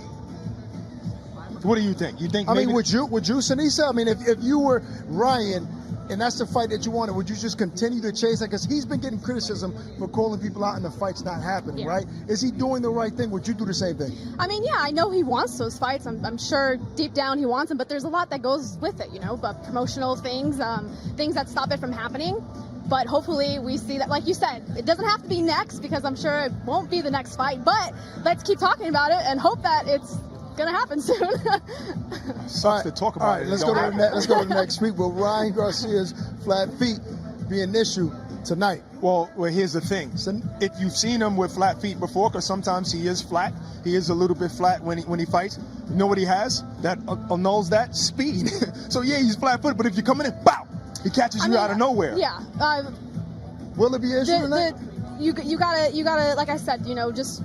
I want to see him improve on those small things, like being too flat-footed, because he's a tall fighter, and you can't allow shorter fighters to get inside and land those looping shots over the top, because that, you know, he doesn't want to make that his downfall as well, especially with a fighter like Tank, who loves to throw that powerful overhand left that he throws. So I would like to see him hopefully do that tonight and get some improvement on footwork. And yeah, but if you're a knockout artist, you have to be flat on your feet sometimes and sit on your punches. Yeah. It's tough to dance on your toes and land hard shots to knock guys out. So, you know, it's catch-22. If you're a knockout puncher, you're going to have flat feet sometimes. Well, you got to sit down on your punches, but I think he has a habit of that because he's used to fighting shorter guys. Right, and he's waiting for them to come in, you know? Yeah. But I mean, that's not something he should be doing all the time. There's many power punchers that also had great footwork. Like Mike Tyson was able to make it his own. He had fast feet that's true. Being a power puncher. Right. So I know Ryan can do it, because he has so much natural athleticism. I know he's fast on his feet, so I would like to see him just show that. All right, let's go to the next one. Look, if Garcia does not out Fortuna tonight, what does that mean for Ryan's chances against Tank or higher competition at 140? If he does not knock him out? Doesn't really mean nothing. You know what I'm saying? It doesn't really mean nothing, because we don't know how the fight's going to play out, meaning he hit him square and he hit him flush and he didn't knock him out, and then that might say something. But if that's not the case and he's like Tego running around the ring or whatever, then we can't say anything about it. We already know that Ryan has power. You know how he stopped a gold medalist, Luke Campbell, so we don't have to ask those questions anymore. What would you say, Sinisa? I mean, if he doesn't knock Fortuna out, is that kind of a problem? I mean, I don't think it matters. I think styles make fights, like I said, and it could be a different outcome for every opponent. But would it say that he can't be competitive at 140 with the bigger guys like Regis Prograis and guys like that, Josh Taylor? I mean, his first fight at 140 tonight, so we'll see. Okay. I mean, what are you predicting? I'm predicting Ryan by late stoppage. I think Fortuna. Wait, stoppage or flatline knockout? Oh, which one? I mean, stoppage could be a barrage of punches. It could be a one-punch knockout. Why does it have to be so detailed? Like, my God. What round? What hand? Like, come on. Okay, so I think it would be late stoppage by Ryan. I think Fortuna's going to come out. He's going to start fast. I think Ryan needs to be just a little patient and cautious. and take him into later rounds. Everybody seems to believe, because Sean Porter said it too, that Fortuna's going to start fast. Yeah, I believe so as well. But I think body work would be huge for Ryan, because Fortuna doesn't look too ripped and ready for those body shots. So. Well, we got to get you out here so you can get ready for the main broadcast. You're going to be with Sean Porter and Ade Oladipo, so we're going to get you ready. Appreciate you taking the time. Make sure you subscribe to watch her on the main broadcast in the fight. And speaking about women in boxing, Kate Abdo sat down with the young star Ryan Garcia. You guys have to check this out. So one of the big changes that you obviously made during this period of time was switching trainers, right? You decided to leave Eddie Reynoso. You were 5-0 under him, 5 straight knockouts. He was the 2021 Trainer of the Year. He's got this great reputation. You're training alongside pound-for-pound King Canelo. How difficult was that decision, and how sure did you feel, now I'm making the right decision to step away? I think I made the right decision because I know, when it comes, everybody always has a lot of take on trainers, and, how important they are. Really, what it is a great fighter makes a great trainer. And I knew that if I felt Eddie wasn't giving me 100%, and if I felt, okay, the first 2 weeks he's not here and I need to make a change, I did it because I demand 100% too. I mean, that was one of the things that you were public about. Part of the reason why you left Eddie Reynoso, and you said it was because you just felt like he wasn't available to you in the way that you wanted your coach to be available to you. Yeah. Canelo kind of contested that, right? And he came out and criticized your work ethic, your discipline. Yeah. How did you feel about that in that moment? Well, it started even before that. He started saying stuff like that. Publicly? Yeah, publicly. He said that, what did he say? That I'm wasting my talent. Right. And whatnot. And I mean, he was referring to when I was on break for my mental health issues, which to me was kind of, So did you feel like it's kind of betrayed? Like, dude, I put in the work hard. You tell me all the time. Like, all of a sudden, you go on the media and you answer a question, and you just say that. Like, to me, that was like, are you serious? Like, come on, man. Like, and after all the people are already talking about me after I'm going through this, and you just add on to the fire, knowing that you're such a big star, what you say is gonna matter. And then he tells me he didn't mean anything about it. But then why go to the media? Why don't you just come to me and tell me personally, Brian, hey man, I want you to get back in the ring. You have so much talent. You should get back in there. Like, why not pull me to, in private and tell me that? That's what I don't understand. There's been many camps where Eddie wasn't there. I'm not going to lie. What do I get out of lying? I fought Fonseca and I only trained with Eddie for maybe 2 weeks, but that's fine. I knocked the guy out and I was happy. I was still doing my thing. I was learning a lot by just watching Canelo, and I was grateful for that. And was grateful to be in that environment. Yeah. Where do you think that the relationship can be restored to now, or is that kind of a closed chapter for you? No, it's never a closed chapter. I have no hard feelings for Canelo. I think it all, I'm a guy that I forgive pretty much really easy. Mm-hmm. Like, if you say sorry, I'll be the first one. Also, I'll even say sorry or whatnot, you know what I mean? And I'll squash it right there like it never happened. I'm just that type of person. Obviously, I won't forget, but I won't have any type of hard heart for somebody. I just can't do it. After a while, it's kind of like, just come over here, man. Just give me a hug. I don't care. I really don't. And I just keep moving forward. Yeah, that's a great conversation there that he had with Kate. I mean, he opened up. That's the first time he really opened up about his little tension with Canelo Alvarez. Canelo, all of that, yeah. No, I mean, look, I guess you need to get that out. You need to get stuff like that off your chest, especially with the mental health issues that he was dealing with. But he seems, I guess, like a different person. Like, he got all of that out of his system. I mean, we spent some time with him. I think that his attitude for this fight, between the Ortega and this fight, I like it. He's happy. He's ready. He's ready to prove something. Chip on his shoulder. Doesn't care about the belts. I'm not saying I'm happy about that, but I'm saying his attitude is good. You never really know. what a fighter's thinking and why they're doing things now. Because if you look at the Tego fight, he was more relaxed, he was calm. This fight, he's a little bit agitated. He's a little bit more aggressive. You've seen him on the show yesterday, the weigh-in show that we had on the Zone Boxing show, that he was like he was drinking coffee. You know, I was like, whoa, who put the coffee in this guy? He said, I'm naturally like this. You know, so something's spurring up that energy. Yeah, listen, coming up, look, these fighters are getting prepared. Collazo versus Saludar. I mean, I like these moments from Puerto Rico. Southpaw, skilled. They're getting ready in a few minutes. Collazo is, you know, warming up, shadow boxing, the two little foam things. I'm not crazy about that, Lou, but, and here's a Saludar. Little body shot. This is going to be a barn burner. Yeah, more than likely. I mean, what's important, though, is the stage that they're on. Yeah. They're on a big stage. Ryan Garcia is going to bring them out. You're on Dazn, you know, and this is just a good card to fight under. That fight's going to start in about 10 minutes or so, whatever. But Ryan Garcia sat down to talk about the trainer. We mentioned the trainer, Joe Goosen, and Oscar La Hoya. Check this out, guys.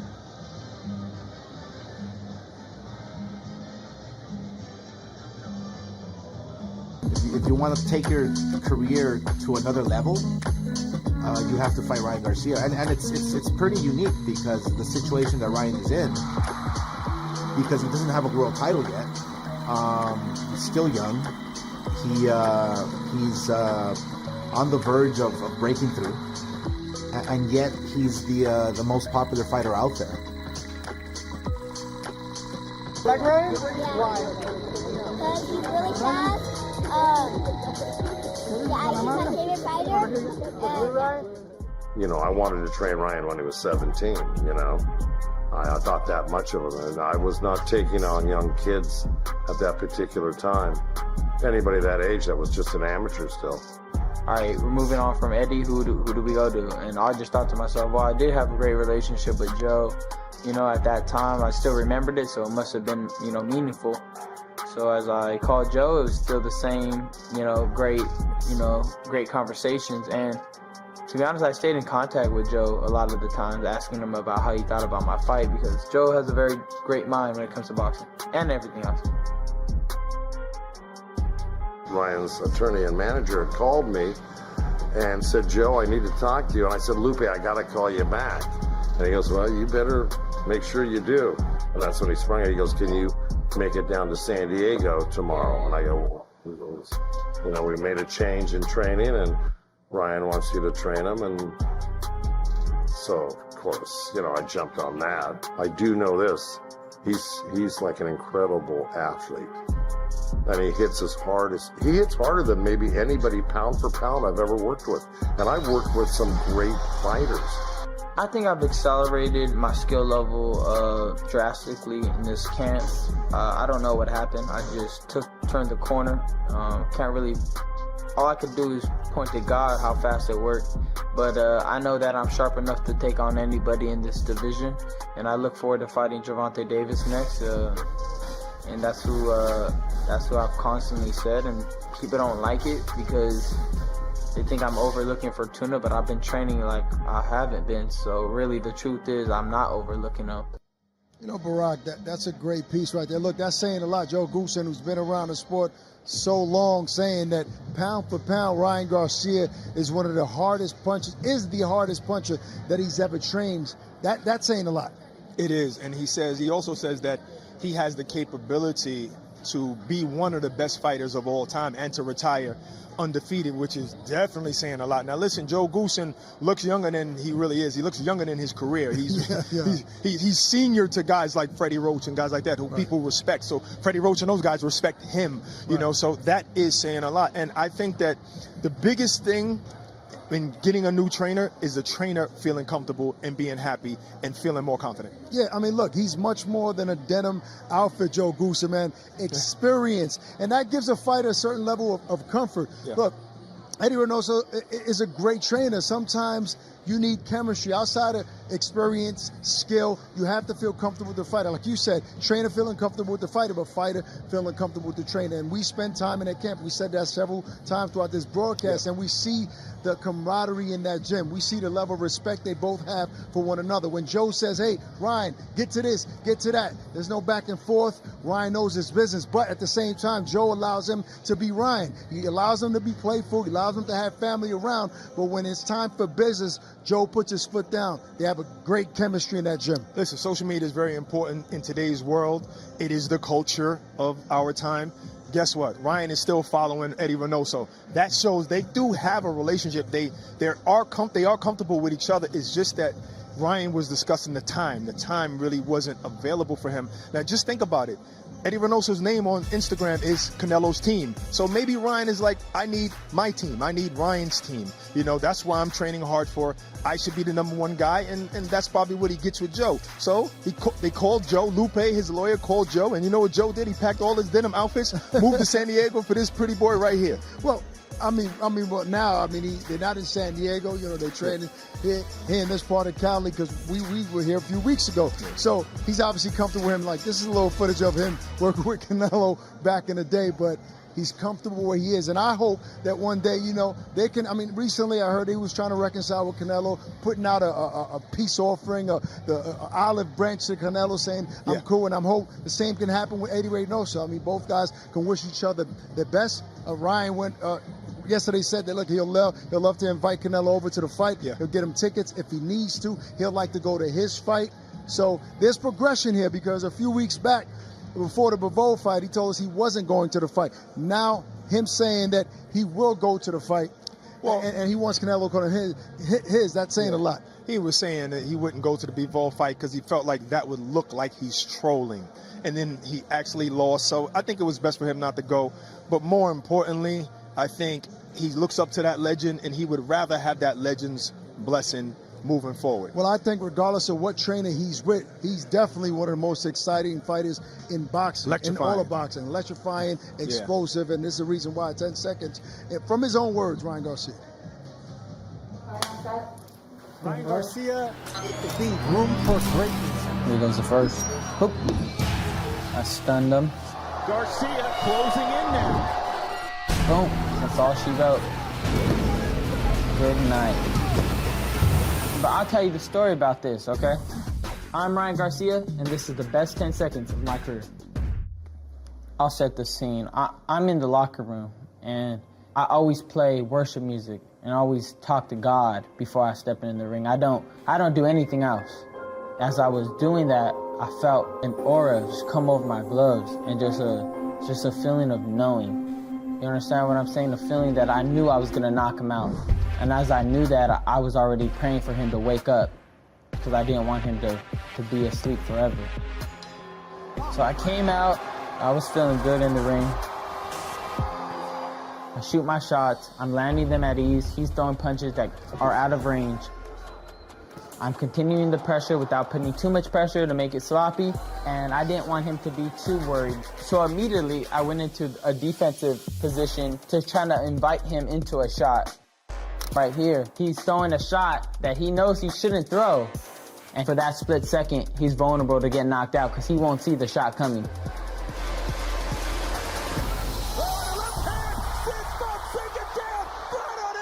Now that I look back at it, it's like, I felt like I had like hours to hit him with that shot. As I'm looking at it now, right, it looks so like in an instant. But when I'm looking at him right here, I had about a second to land that left hook. I was like, oh wow, he's leaving his head there for that long. And I was like, all right, boom. When you know you knock somebody out, it's not because you hit them hard. It's more like you hit them and their body disappears. You know, look at me, look, I don't look strong because I'm not that tough guy. You know, I'm not the guy that, you know, is just looking mean, angry. But it's something inside me that has this fire. It's belief. It's this energy inside me that when I throw a shot, it comes all out. It only comes out when I'm throwing punches. I'm doing anything else, I don't got it. It went viral. It went nuts. Everybody was talking about it. LeBron James. I mean, so many big celebrities. So much hype around it. I delivered an amazing knockout, and that's the recipe for viralness. That's how the world repays you. I felt so great. I can't even explain that feeling I had inside me. King Ryan. That nickname just stick well to me. When you're winning like that, you feel like you're royalty. Just like LeBron James, he's King James. He's king of the court. And I want to be king of the ring. And that was the best 10 seconds of my career.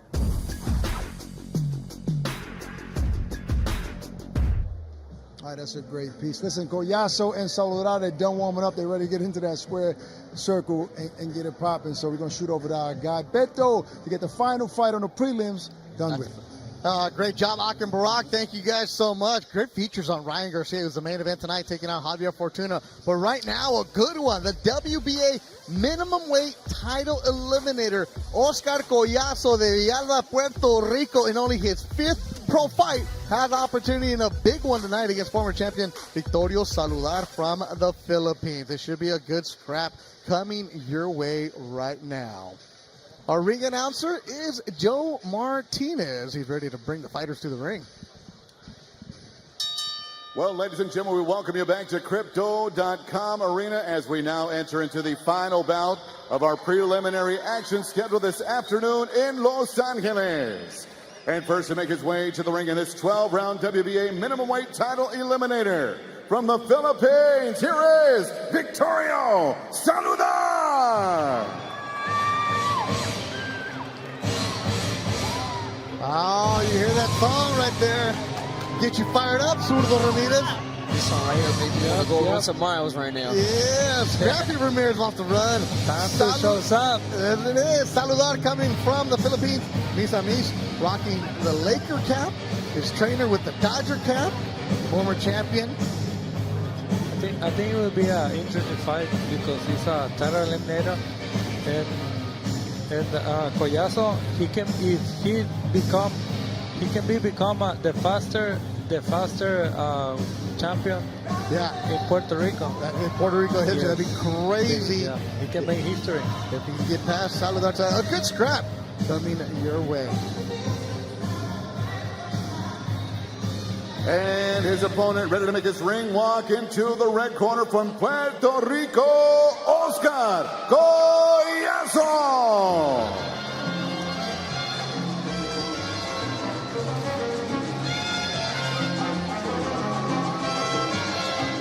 Oscar Collazo, y saludos a toda la gente en Villalba, Puerto Rico. Saludos a la gente en Puerto Rico, a los latinos sobre todo. La canción Pa Bravo Yo de Justo Betancourt. That's the song he's using. Oscar Collazo, the 25-year-old. Miguel Cotto Promotions is his manager. Promotions, along with Golden Boy. So it's the first time he's fighting in Los Angeles. Good attitude, good vibe about him. Great personality. Pupillo is the nickname. I like the hat. I'm expecting a lot from Collazo. He also had a good amateur background. Big amateur background. So he's skilled, and I'm excited to see this. Zurdo, after the fight, go ask him if he wins, if you can have it. Come on. Yeah. I'll do it. I will.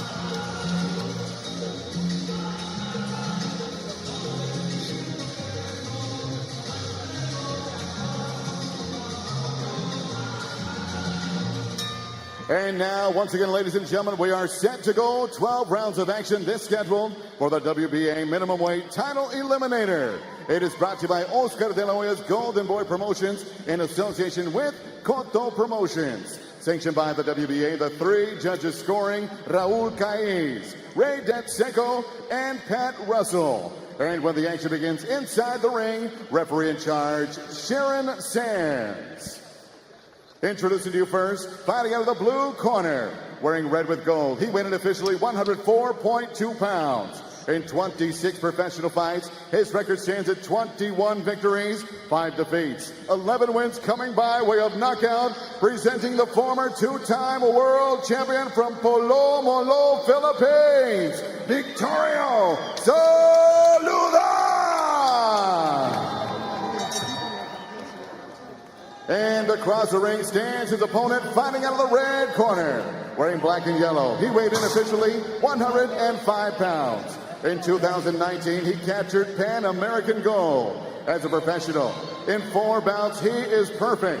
4 victories, no defeats, with 3 wins coming by way of knockout. He is the WBA's #2 ranked minimum weight contender of the world, El Hijo de Villalba, Puerto Rico, El Invicto, Oscar, El Pupilo Collazo.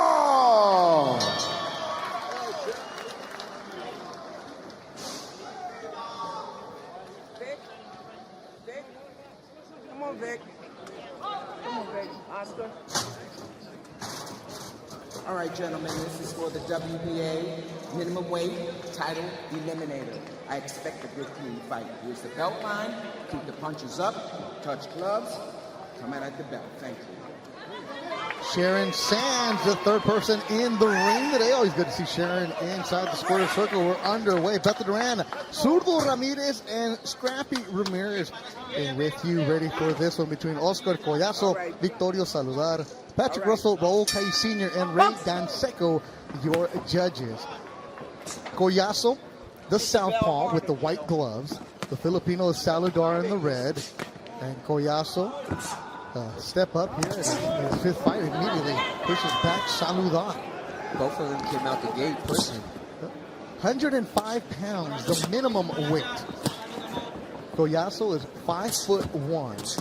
I saw him at the press conference, and I was hosting it, and I saw a young man in a nice suit, wearing glasses, taking pictures. I honestly thought it was a member of the media. And after he comes up to me, how you doing? I'm Oscar. And I'm like, oh, okay, I've seen your highlights. I am not going to mess with you because he has some power behind those hands. I like his style. I like the way he moves. He's patient, throw jab. But Saludar, he's good too. He's tough. He's tough. A lot of experience also. 21 fights, 5 losses, 11 knockouts. Yeah. Should be an entertaining fight. Former champion of Saludar.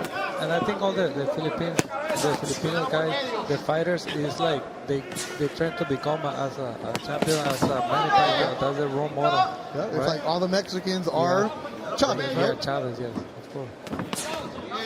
And Collazo is with his Lotto promotion, and he's, I think he has to be really excited, really motivated for this fight because the title eliminator, he can become the faster champion, and he can make history in Puerto Rico. Yeah, and for Collazo, he's a young fighter, big opportunity, and huge amateur background. So, a lot of upside on this young man, but it's a tough one against Victorio Saludar. And you know this, Zurdo, when you step up in competition against guys that have been there before, you see different things.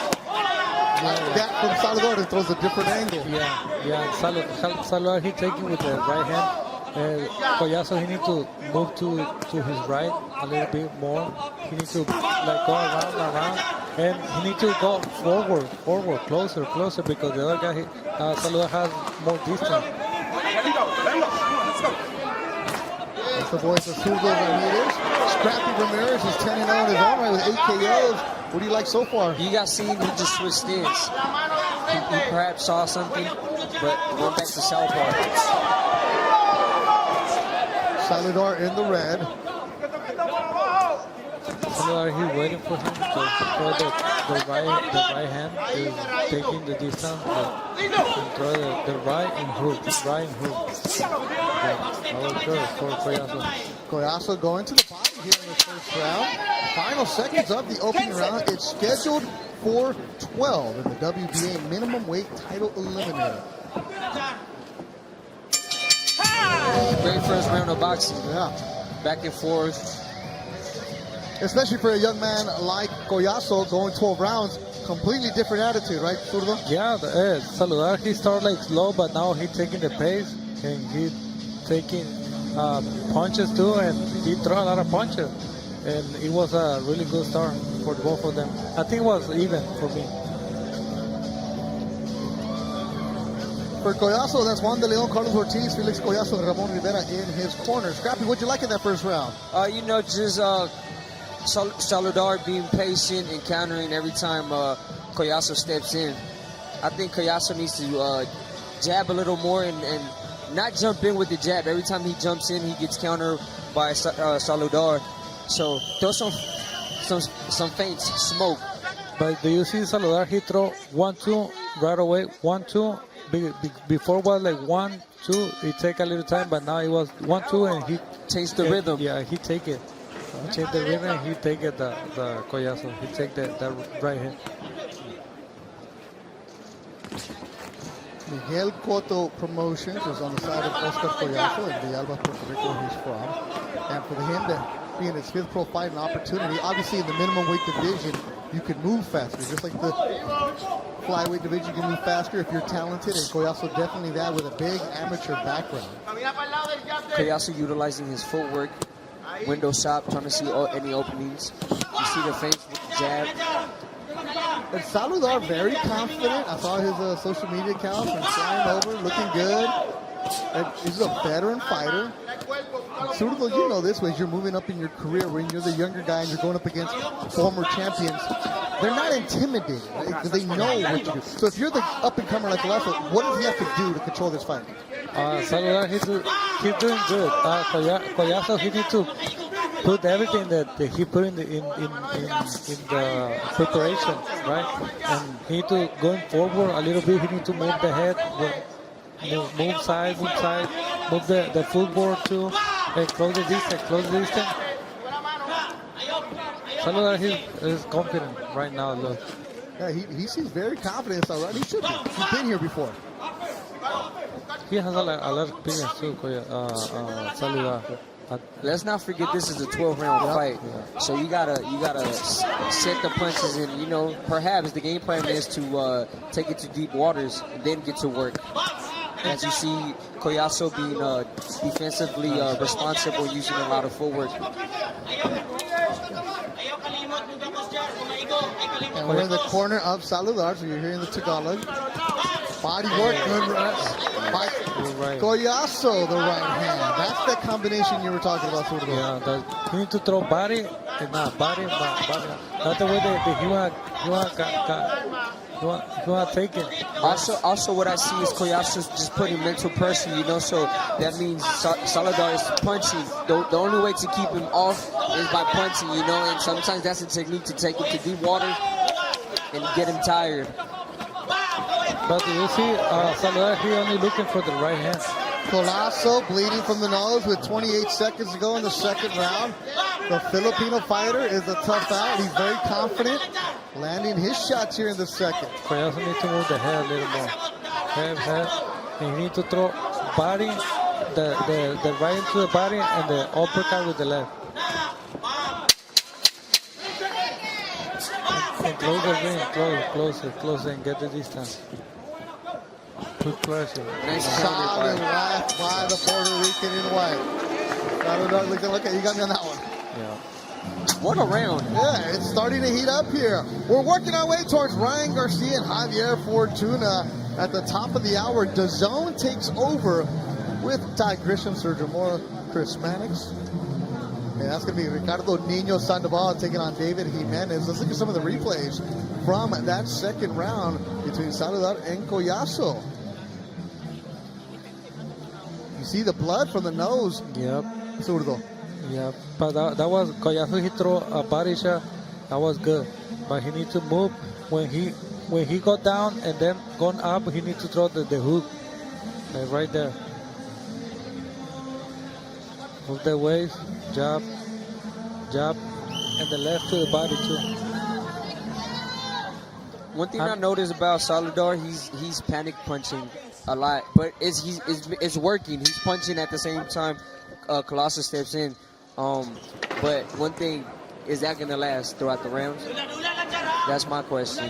You talk about that deep water, Scrappy Ramirez. That's also just uncharted territory because this is only his 5th pro fight, so we can't say the experience without a doubt on the side of Victoria Saludad. But preparation, I'm pretty sure preparation was well done, so that's what he has the experience. Colazo, led by Miguel Cotto. So he has Miguel, he has the name Oscar. You're like, okay, that's cool. Well, he was named after Oscar De La Hoya. Colazo's mom, big fan of Oscar De La Hoya, named him Oscar. Colazo was on Puerto Rico's Olympic team for the 2020 Olympics, but there was no light flyweight division. A real good story by Jake Donovan and Boxing Scene that gives you the background of Oscar Colazo. He said, I want to be here. This is an opportunity for me. He's won some awards. He won tournaments in South America. He sees himself as somebody who's making Puerto Rico boxing. He knows that he's one step closer to it. You know, the WBA has one title holder. That's Eric Mini Pac-Man Rosa.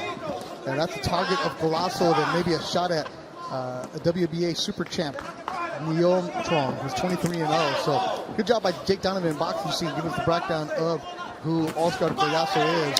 And he was a gold medalist at the Pan Am Games in Peru. So he has that experience of going around the world and fighting, but there he gets caught. There's Colazo. Yeah, he needs to move the head. He's doing a really good job now, Colazo. He moved the head, he moved the footwork, everything, and throwing like jab, 1-2, and body. That was a great job of using different angles of attack. Now he's getting confident, Colazo. And Saludad, he's just waiting for him. He don't move his foot. Looking for the right, Saludad. But that's, you see? That's what you like right there. Good angle by Oscar.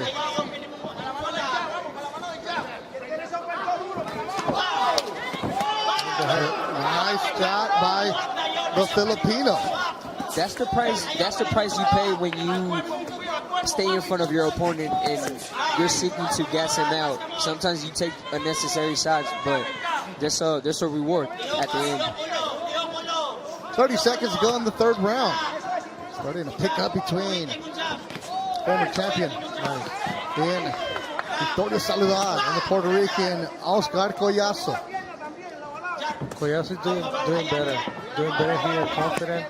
He moves the footwork, and he has to put a lot of pressure. And he has to move the head all the time. When he throw the combination, he need to move the head and then again throw the combination again. Good round, good back and forth action there.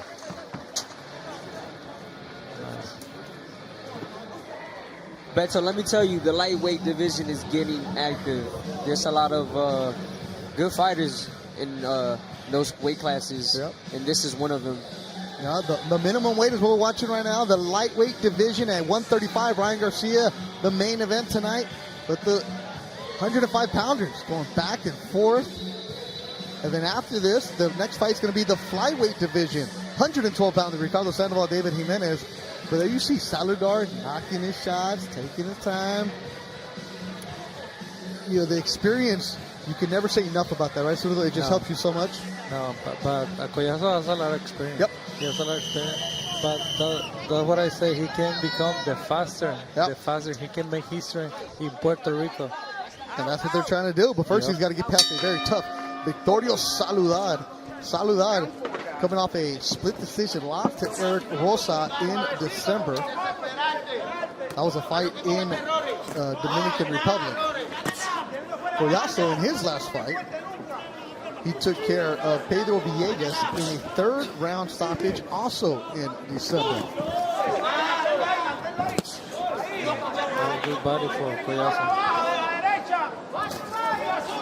Now this is where we've had a couple rounds to fill each other out, right? So this is when the next phase of the fight happens. Yeah, and Colazo, the good thing, I like what he's doing. Like he's moving to his right, moving to the right, get away for the right, the Saludar right hand.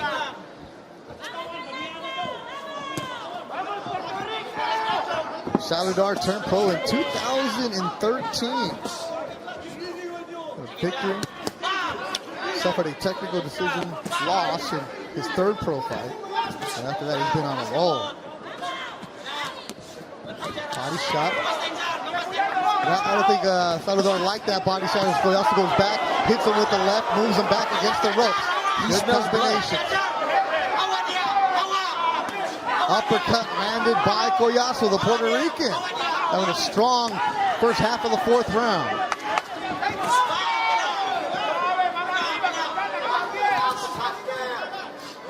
I like Collazo. I like the way he's moving. You see, he put the shoulder, he blocking. I think he had to touch a little bit and then throw body. That's the voice of Zurdo Ramirez, 175-pounder. But the round along with Scrappy Ramirez, who's 10-0 with 8 KOs here ringside. Watching good scrappy to Oscar Collazo, Victoria Saludar.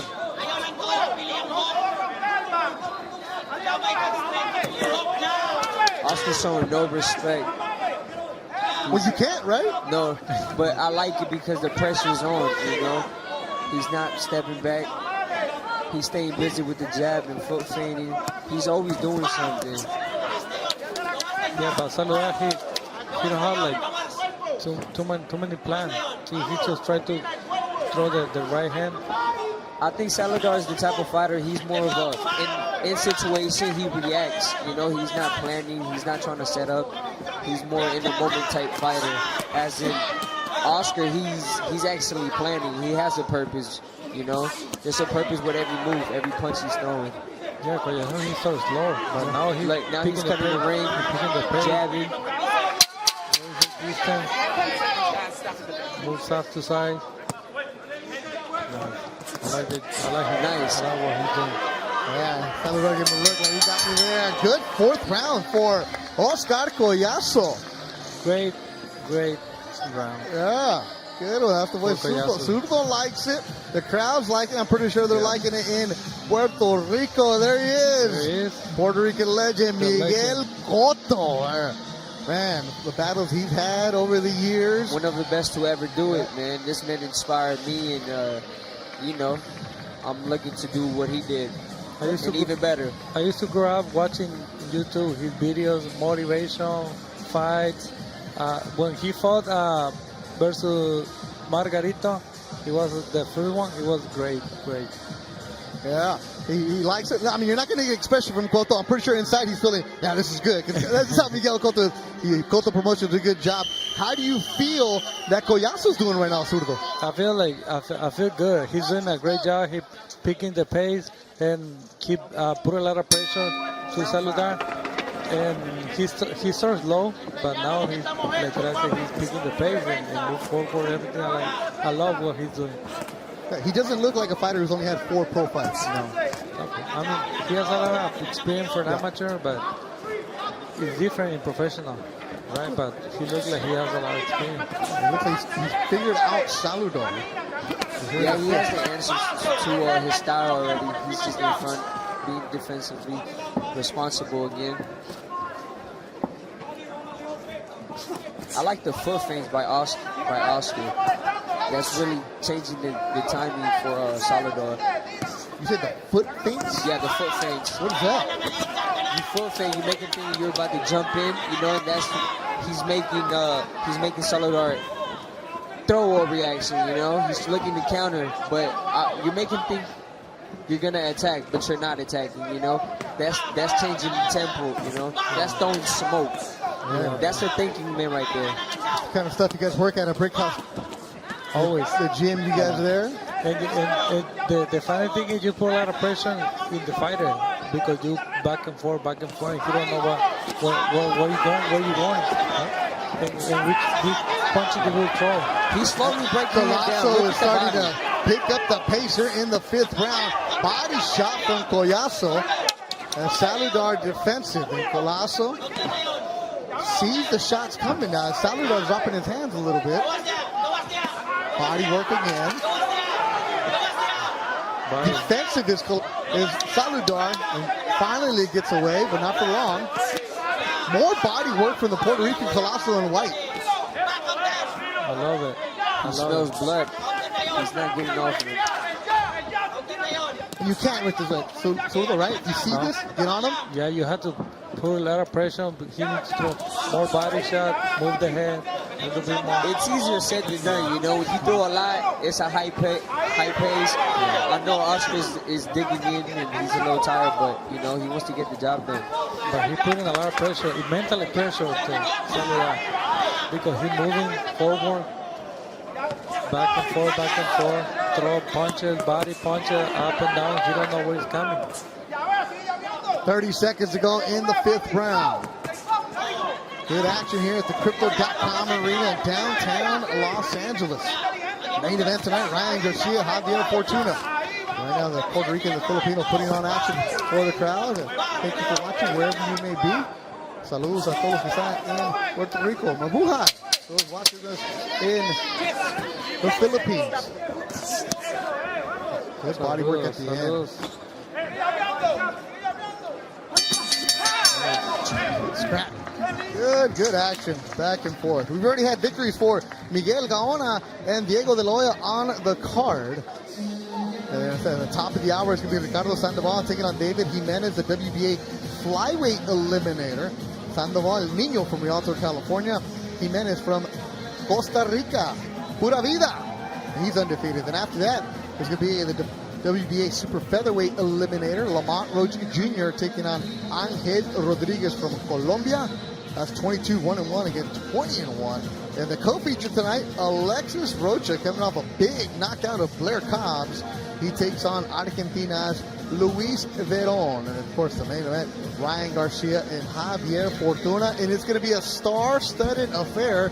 Ryan saying on a radio station here in LA with the Cruise show that he expects LeBron to be here. Members of the Rams, Aaron Donald is going to be here. A lot of hip-hop artists are expected to be here. A lot of YouTubers. So it's a ticket here at Crypto where if you want one lower bowl, you're not going to get it. Right now, there's still a few tickets upstairs, but lower bowl, good seats? No, not happening. That's the star power of Ryan Garcia. That's the main event tonight. But right now, Oscar Pedazo starting to pull away from Victorio Saludar as we go to the 6th round. Right now, a lot of these people coming out. It's a crowd now. Yeah, it's starting to fill up nicely. Yeah. I give 2 more rounds for Saludar. All right, here we go. If he is still putting that pressure, same pressure, same thing, 2 more rounds. All right, so if he keeps up what he's been doing, Zurdo saying by the 8th, we're done. All right, let's make that down, Zurdo Ramirez. See? You see the full thing? Yeah. That's the full thing. He wants to see a reaction. It's the little tiny details. I love working with elite fighters like yourselves. It's the little tiny details that me as just a broadcast, I can't pick that up. So I love learning from you guys. It's real good stuff. He just fin and then he landed the shot. Yeah. Can you do that too, Zurdo? At 175 and 6'3"? Of course. I'm lighter fighter. Light on your feet, right? Yep. Starter slips. And I like going to the body. Fin, body, with the head, fin, jab, fin, again with the footwork. Look. I like his different way of entering. He starts with the body, ends on the head. That's a good way of entry, Oscar.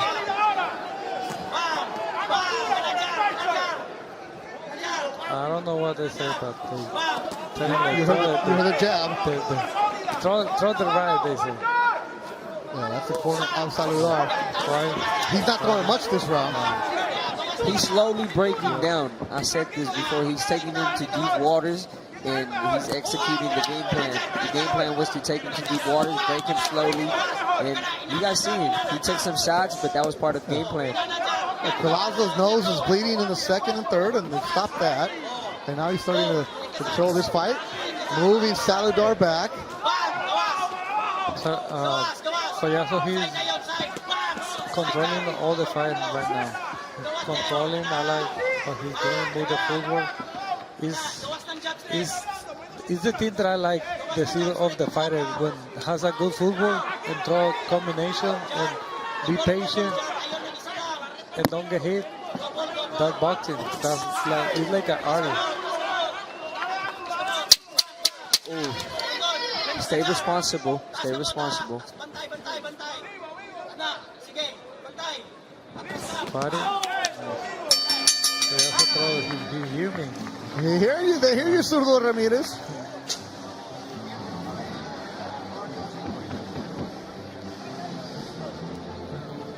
This is where you see a little bit of not having experiences, where he gets over aggressive at times. Who's that? Oscar's getting over aggressive at times, and that's why he gets caught with shots he's getting hit with, you know. But again, you get that through experience, and right now I'm pretty sure he's going to learn from that. But overall, great performance, in and out, full work, mental pressure. Yeah, a lot of calmness in that corner of the Puerto Rican. Sometimes it takes a lot of energy to start like the big jumping back, but that's why the scrappy said he needs to be patient a little bit sometimes. You just need to do like baby step and move the head and then throw the punch. That's the voice of Zurdo Ramirez, who a few years ago, Zurdo didn't even want to talk in Spanish, let alone English. Now he's all doing it. Great job, Zurdo. A lot of respect to you. Thank you. Jumping on a broadcast for the first time in your career in your second language, man. Respect to you for even going and attempting that. And great insight tonight, too, man. But I like it. I love it. I like to communicate with the people. I like to talk with the people now. And I mean, I want to be a role model for all the people, too, that they can do whatever they believe. And you're definitely doing that. La gente de Mazatlán, Sinaloa. Así es. Puro Mazatlán. Saludos a la gente, a los latinos sobre todo, puertorriqueños. Estamos viendo una excelente pelea por parte de Collazo, se mueve muy bien.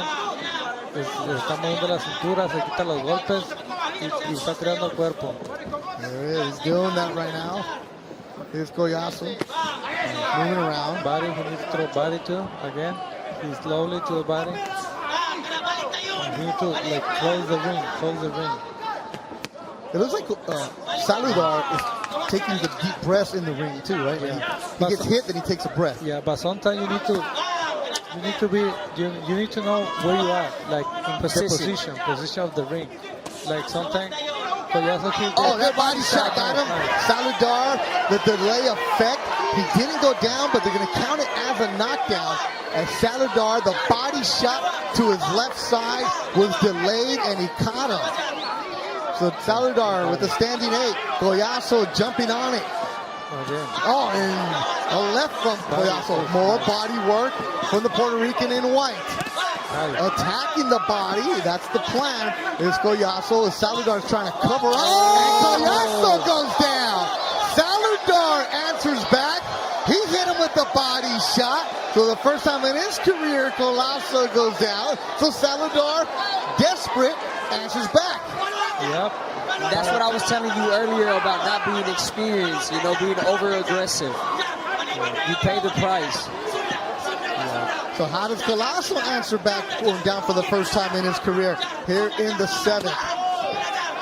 And Saludar, how much more is left in his tank? A left from Collazo, moves back Saludar. Oh, heck of a 7th round. Collazo and Saludar, another body shot. Going upstairs is the Puerto Rican Collazo. Body work again. Saludar trying to cover up. Collazo trying to pick his spot. Nice turn by Saludar. Final seconds of an exciting 7th round. Both fighters hitting the deck. Here the WBA minimum title eliminator. Puerto Rico and Philippines firing up. What a round. Heck yeah. Oh, great job. For both of them. Zurdo, you said you gave him 2 more rounds, and it looked like Saludar might be done. Yep. This one had to be. This is the best round so far. Both of those, yeah. And this is why you never count out a former champion, the heart of a champion. And let's look at the replays here, Zurdo. He is confident. That got him right there. That was that delayed body shot. Delayed reaction to the liver. All right, and then now Saludar. Oh, he got him on the butt with the uppercut. And you see, and that's what happened. He was leaning forward and just found the chin. Yeah. He found a home for that uppercut. I thought he got him in the body, but it was the uppercut that got him. All right. Good job by Saludar going back. There we go. We got some action here. Let's go. Sometimes you throw and you forget to back to defense. To do defense. Yeah, because you get so excited, throwing a lot of punches, but you have to be responsible all the time. Well, especially when you're only in your 5th pro fight. You gotta learn. At this position, it's elite level. But look, you have to be aware all the time of the position that you have, like right there. Like you have to maintain in the ropes all the time. One thing I noticed every time Victoria gets caught is every time he stands back or pull back. Now I suggest him sit, don't pull back, and you'll be safer in there. You know.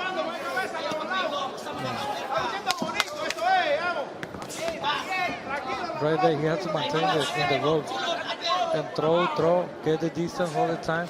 Be patient. Look, now he's taking the distance. Saludar. He's taking his time. So Collazo's letting him off the hook here. Yeah. You want to see pressure from the Puerto Rican. Yeah, but smart pressure. Smart pressure. Oh, that got him there. That got him. Saludar on the ropes, trying to fight back. He's also covering up though. He need to be patient right there. He need to be patient. Don't throw a lot of punches. How much is left in the tank of Saludar? Those body shots are starting to take a toll. Deep press from the Filipino. And he answers with one body shot, does Saludar. Golasso with the uppercuts, doubling it up, spins him around. Halfway through the 8th round.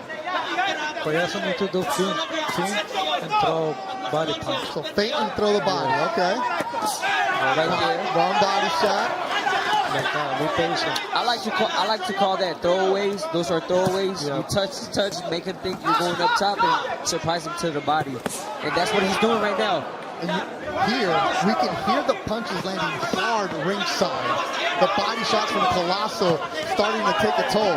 But what I'm impressed is Saludar, he didn't do any expression in his face. No. So no emotion. None. He's a machine here, Saludar. He's fighting back. Collazo need to be patient. Like that. Patient, jab. Just touch, and then hard punch. And just when you think he's done, he finds a little extra in the tank of Saludar. Let me tell you, when you look at your opponent and he's not hurt, that kind of hurts your soul because you're hitting him with everything. You're not getting the response you want from your opponent.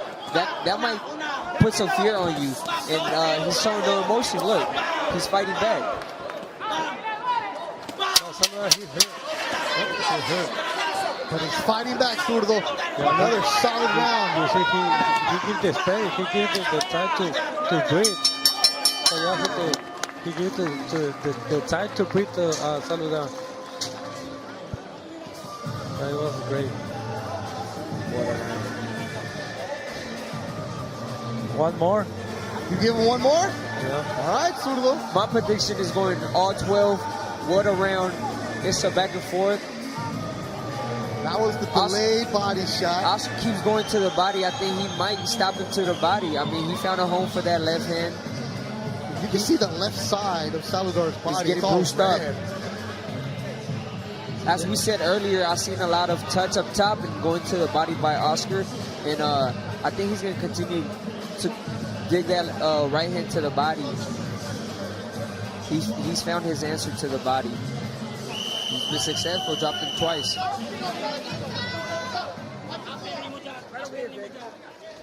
Great night to the 9th round. One thing I like to do is see body language off the round.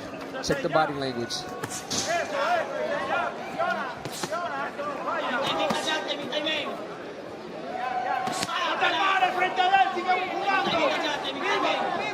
Got the round, Zurdo Ramirez, Scrappy Ramirez, and the Tagalog you hear, that's the corner of Victor Saludar, who's 21-5, former champ. He's trying to hang on. He's throwing punches. But it's Collazo, the young 25-year-old, who's controlling the fight right now. Yeah, he's controlling the fight. And needs to do things, throw upper and body. As you see right now, he's controlling the range right now, you know? Yeah.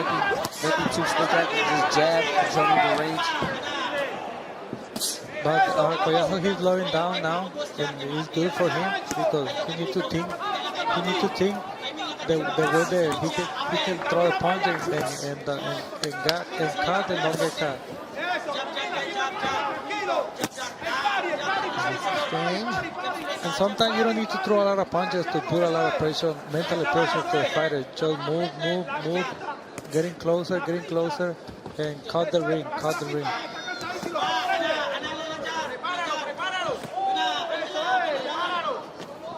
Feint, uppercut, collazo.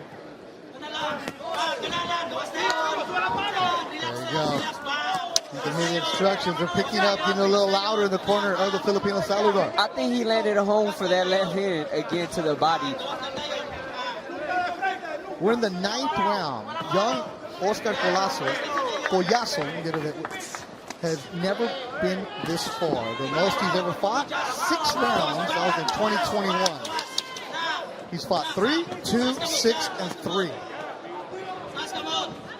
Big step up, also in competition for Collazo. He's looking good. And they both went down to the 7th. Yeah. They did a great job, both of them. But I like Collazo. He's winning the fight, putting pressure.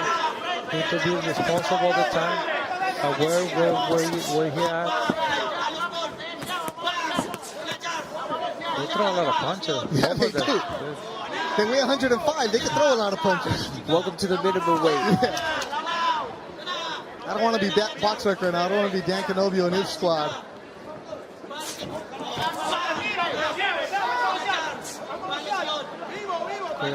The CompuBox, when the CompuBox numbers come out, Canovio and his squad.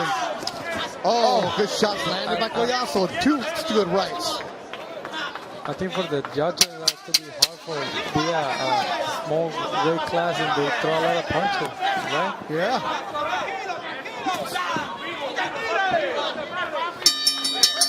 Zurdo, you fight at 175 pounds, right? Yep. You're 6'3"? 6'3" and a half. I gotta get the half in there, right? Yeah. When was the last time you weighed 105 pounds? Say that again? ¿Cuándo pesaste 105? Last time. Yeah. Like elementary? But I used to fight in 52 kilos. Oh, yeah? I don't know how much is in pound. Okay. 52, I think that's like 123, 125. I was 12 years old, and then I moved all the way until heavyweight. So 52 kilos was 114 pounds. Yeah. And then you grew. Yeah. And then now you are 175. So you've never been 105. And let's look at the body shots that Collazo was landing. But he also went upstairs, Scrappy. You like that. That body going up. Of course, you when you go to the body and finish up top, or you start up top and finish it to the body, that kind of throws away. It's kind of hard to figure a fighter out. Victorio Saludar, the Filipino in the red trunks and gold. He's got the experience on his side. Mentioned he started boxing as a pro in 2013. He also need to close the distance right now. Close the distance, put the pressure, but mentally pressure, just close the distance. Don't let it go to in the middle of the ring. Okay. Go to the rope. Take it to the rope all the time, and he will feel like in the deep water. Saludar's been the distance. He's been a champ. He's been here before. But it's been a while since he was the one controlling and doing things. But he's been here. Yeah. Ya sabe. Collazo give you hope. Give you hope because he throw punches and he got it. And that's why Saludar, he's getting confident. So Collazo's letting the Filipino hang around. Yeah. Okay. So by hanging around, he's giving him that confidence. Yeah, that confidence that, okay, they give hope. When they hit one time good shot, they give hope for Saludar. I disagree. I think Collazo needs to go more to the body and he'll finish him, Saludar can take a punch, But is he letting him hang around a little bit? He just can't find a punch, and he doesn't want to gas out. Okay, I can see it, especially when you've never done that before. Now he's utilizing his footwork. Look, as you see, he's boxing him, using angles.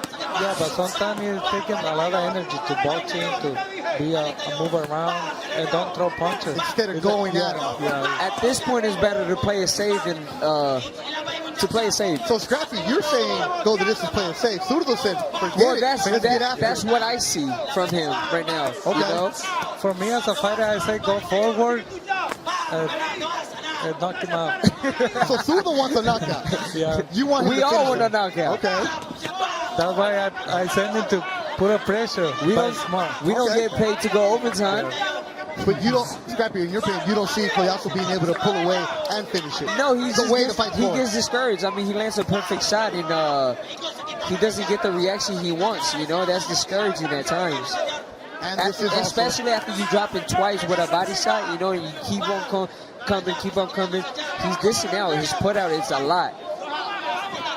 And that's also part of when you're stepping up in competition. There's levels to it. Right, right. But again, a good champion knows how to make adjustment, and he just made an adjustment. You agree? You agree, but I want to see knockout. That's the attitude of a fighter. Zurdo Ramirez is here ringside and doing a broadcast for the first time in English. And, you know, Zurdo, you're seeing a lot of things. But are you saying that you want a knockout because you're a fighter or because that's what you think Collazo can do? No, I think Collazo can do that. He can knock him out. That's why I hope that he do it. I agree with you. Can he do it? Absolutely. Yep. And mentally, is he capable of doing it? Does he think, can he finish him? I don't think he believes he can finish him. Zurdo, what about this, though? Collazo did get hit and went down. Is that maybe something he's thinking, like, okay, the Filipino has a little bit of power? No, it's like Trappy said, he don't want to burn them out, like energy that he has right now, because it's the 10, 11 round, 12 round. Yeah, there you go. Okay, that's good. I love the debate. Going back and forth. That's good stuff, man. It's almost like you guys knew each other and you work out at the same gym and have the same trainer and same manager, huh? Yeah. Right. Absolutely. It looked like. Yeah, it looks like. And you guys just saw the modern day twins. It's not Schwarzenegger and Dan DeVito. It's Zurdo Ramirez and Scrappy Ramirez. Brickhouse Boxing here in Southern California. Julian Chua does a great job with you guys as his trainer. We're in the 11th round. Collazo and White, if you're just joining us, we're working our way towards the main event of Ryan Garcia and Javier Fortuna. Top of the hour, the zone takes over. Ricardo Sandoval and David Jimenez. That should be a good one. In this round, Collazo needs to be smart. Take less energy. He is being smart. He's being smart. He's boxing using his foot. Real basic punches, straight punches, you know. Nothing too crazy. Hands are up tight, being responsible. Look, he just got a reaction. I think he hurt him. If he do the same thing, we will see it knock him out. We will see the knockout if he's still doing the same. Collazo. Box Red Gray, Cynthia Conte, they say they agree with Zurdo. They want exactly what they're saying. Right?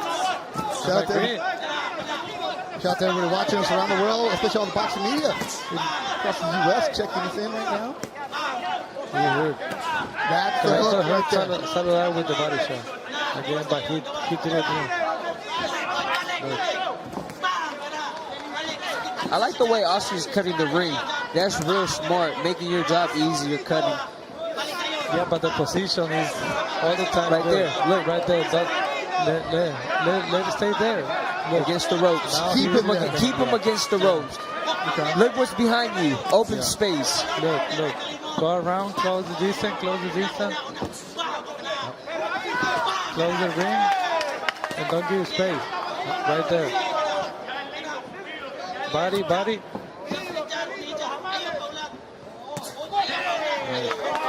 Tito Alberto Javier with the instructions from the corner. Like the corner cellular is just yelling, get going.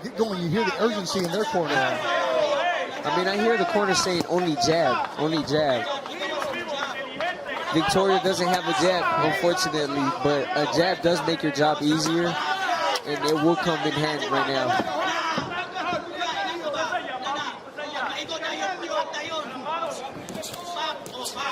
At this position, at this time, you need to be aware for the position. He needs to be in the middle of the ring all the time, or put the fighter in the rope. Salvador has to be in the rope all the time. Don't give it hold like that. Look, now he's nice. Good turn by Collazo. 10 seconds to go in the 11th round. Blood from the nose of Collazo here in the 11th. So Salvador was able to spit the guard a bit.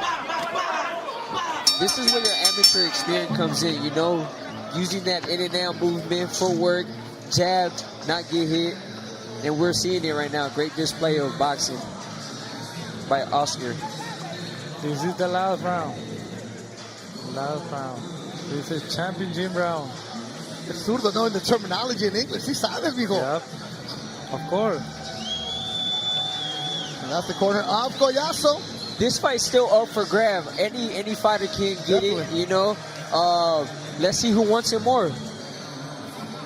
Oscar has to play it safe.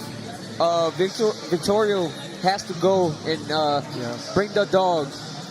It's now or never. Put everything that he has right now or never. Saludar has to. This is what we train for as the fighters, you know, for hard moments, man. That 12th round. Collazo has to be smart, has to move around all the time. He's winning. And look at the body language. He's waiting for him, so he's ready. I like that. For the first time in his career, Oscar Collazo in the 12th round. The WBA minimum weight title eliminator. The winner becomes the mandatory in the shot at the belt. Both fighters went down in the 7th. Collazo's controlled the majority of this fight, but Saludar has been able to land some punches. He's been in the mix. And it's not been easy tonight for either fighter. We're in the 12th and final. What a great job by keeping his outside foot outside of Saludar. Collazo, huh? The southpaw? Yes. That foot positioning can make your job a little difficult, you know, and just being aware.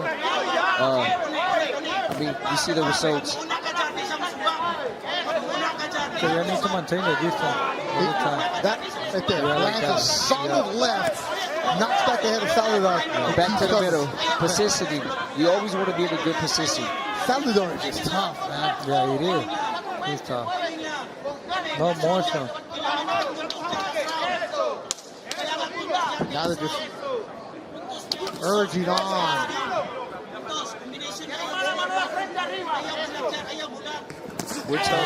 We hear Victorio's corner telling him that he's down on points. He needs a knockout. Last round. Do you speak Tagalog? A little bit. Poquito. Not Spanish, man. Tagalog's a little bit of Spanish. It is a little bit. There's some words that are there. And they're telling him keep on coming.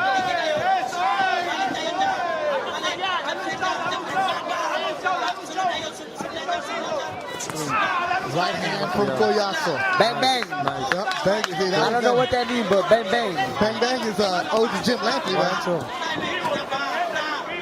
Bang, bang is 1, 2, 1, 2. Matigas means tough in Tagalog. I grew up in Carson, so I know some Tagalog words, but I don't know much boxing. This round it's in Oscar's pocket already. You know, he did what he was supposed to. You know, now it's on him. All he needs to do is stay responsible in it's your fight. Yeah. He's in the pocket already. He needs to just move, be smart. He doesn't need to lose anything now. Saludar's tough, man. Nice. A lot of heart for him. A lot of heart for Oscar Collazo, who's feeling it good. The final seconds of the 12th and final round. A good scrap back and forth. Collazo and Saludar.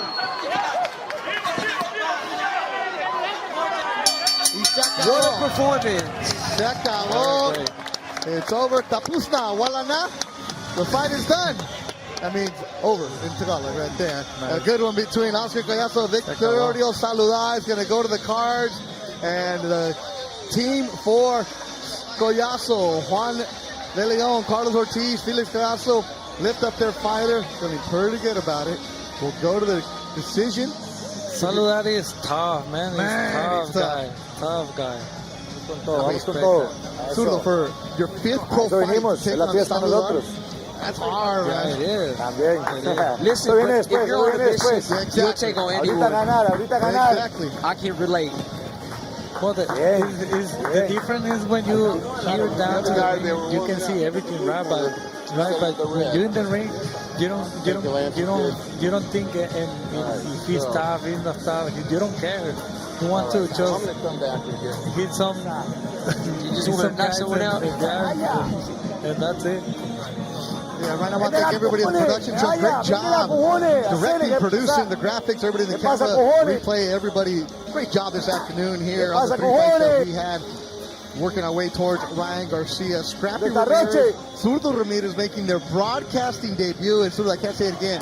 For you to make your broadcasting debut in your second language that you're still learning, beyond impressed, man. That's awesome. It takes a lot of guts to even do that, man. Great job. Thank you guys for having us, man. It's a great opportunity. Yeah, it was fun. It was fun. Yeah, it is. It's different when you actually have to watch every second, huh? Right. Hey, next time everyone will call me Zurdo Mike. Zurdo. The magic Zurdo.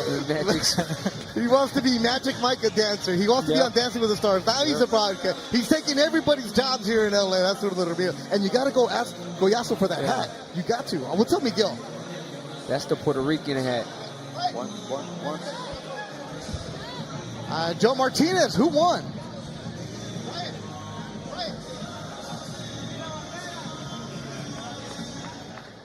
Well, ladies and gentlemen, after 12 rounds of boxing, we go to the judges' scorecards, and here are the totals. Judge Kai scores at 118-110. Then Seiko 116-112. And Patrick Russell has it 116-112. All for your winner by unanimous decision. Se mantiene invicto and still undefeated, el Boricua, Oscar, el Pupilo Collazo. Ahora sí. Vete a comer mofongo. I was talking with him in the interview. He's like, I just want some mofongo, brother. Some tostones. He's ready to go. Quiere comer. He's going to eat really well when he goes back to Villalba, Puerto Rico. He is now the mandatory in the WBA minimum weight division. So congratulations to Oscar Collazo. It wasn't easy. Zurdo, he learned a lot because he went 12 rounds. He also learned how to react when he gets dropped. Really important. A good quality round for him today. He went to school. It's like you're going to school and he gets a lot of experience for this fight. As a young fighter, you need these type of fights. You need these type of fights. You want a championship. That's the type of fight that will get you prepared for the championship. So this will get him better, and he'll learn from it, and his next performance will be even better. His next performance could be for the world title. I mean, he's starting to negotiate. It should be. It should be. That's the expectation for him. But and he's on the fast track. He's only 4-0. Now 5-0. Like that 5, man. Give him a respect there, Scrappy. He's 5-0. Oh, so this was a good scrap. It was scheduled for 12, and it went the distance. Scrappy, what do you see right here? You know, he came out and executed his game plan. His game plan was to stay in front of him, jab, and he broke him down. He stayed in him, made him panic punch, went to the body, and dropped him. He got caught. But overall, I think that was a great game plan, and he came out victorious. And he just kept going. They went down. They had a good time. And they were back and forth action. And they learned. Look what I get. Look what I get. Yeah, it's Collazo. It's over here talking to you, Zurdo. But it was a fighter who had the moment to whip back and forth. And he dropped him a couple times with the body work. He was able to take advantage of it. And he went down, but he recovered, Scrappy, and that showed a lot about it. His heart, able to come back and get that fight. Right. I mean, listen, when you get dropped and you come back and finish, I respect that. And that was exactly it. They respect him. They go the distance. Oscar Collazo, Villalba, Puerto Rico, 5-0. The WBA minimum weight title eliminator. A man with a purpose, with a mission. Young man. All right, let's go. It's a good night of boxing here in downtown Los Angeles. Our guys, Ak and Barak, taking you. That was a bomb burner, like I said, all right? Was. Here's a reminder of what's to come up next on the main card.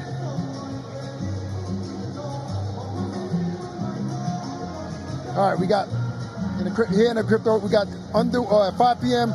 Pacific time, Ricardo Sandoval versus David Jimenez. Then Lamont Roach Jr.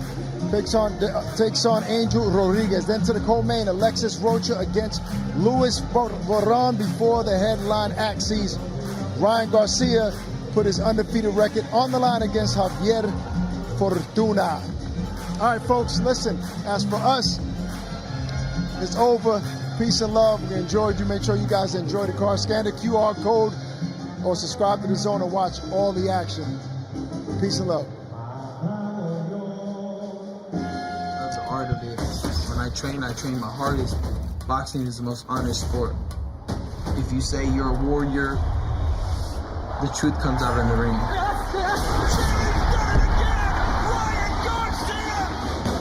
I know that as long as I get to the ring, I'm gonna be great. But I can never underestimate anybody. If he makes it hard, so be it. I'm ready for it. Ryan Garcia is being groomed for greatness. Can he do it as he takes on tougher and tougher competition? I'm ready to show the world there's no limit to how good I could really be. I did what I always do. Seek, destroy, take you away. But beautifully.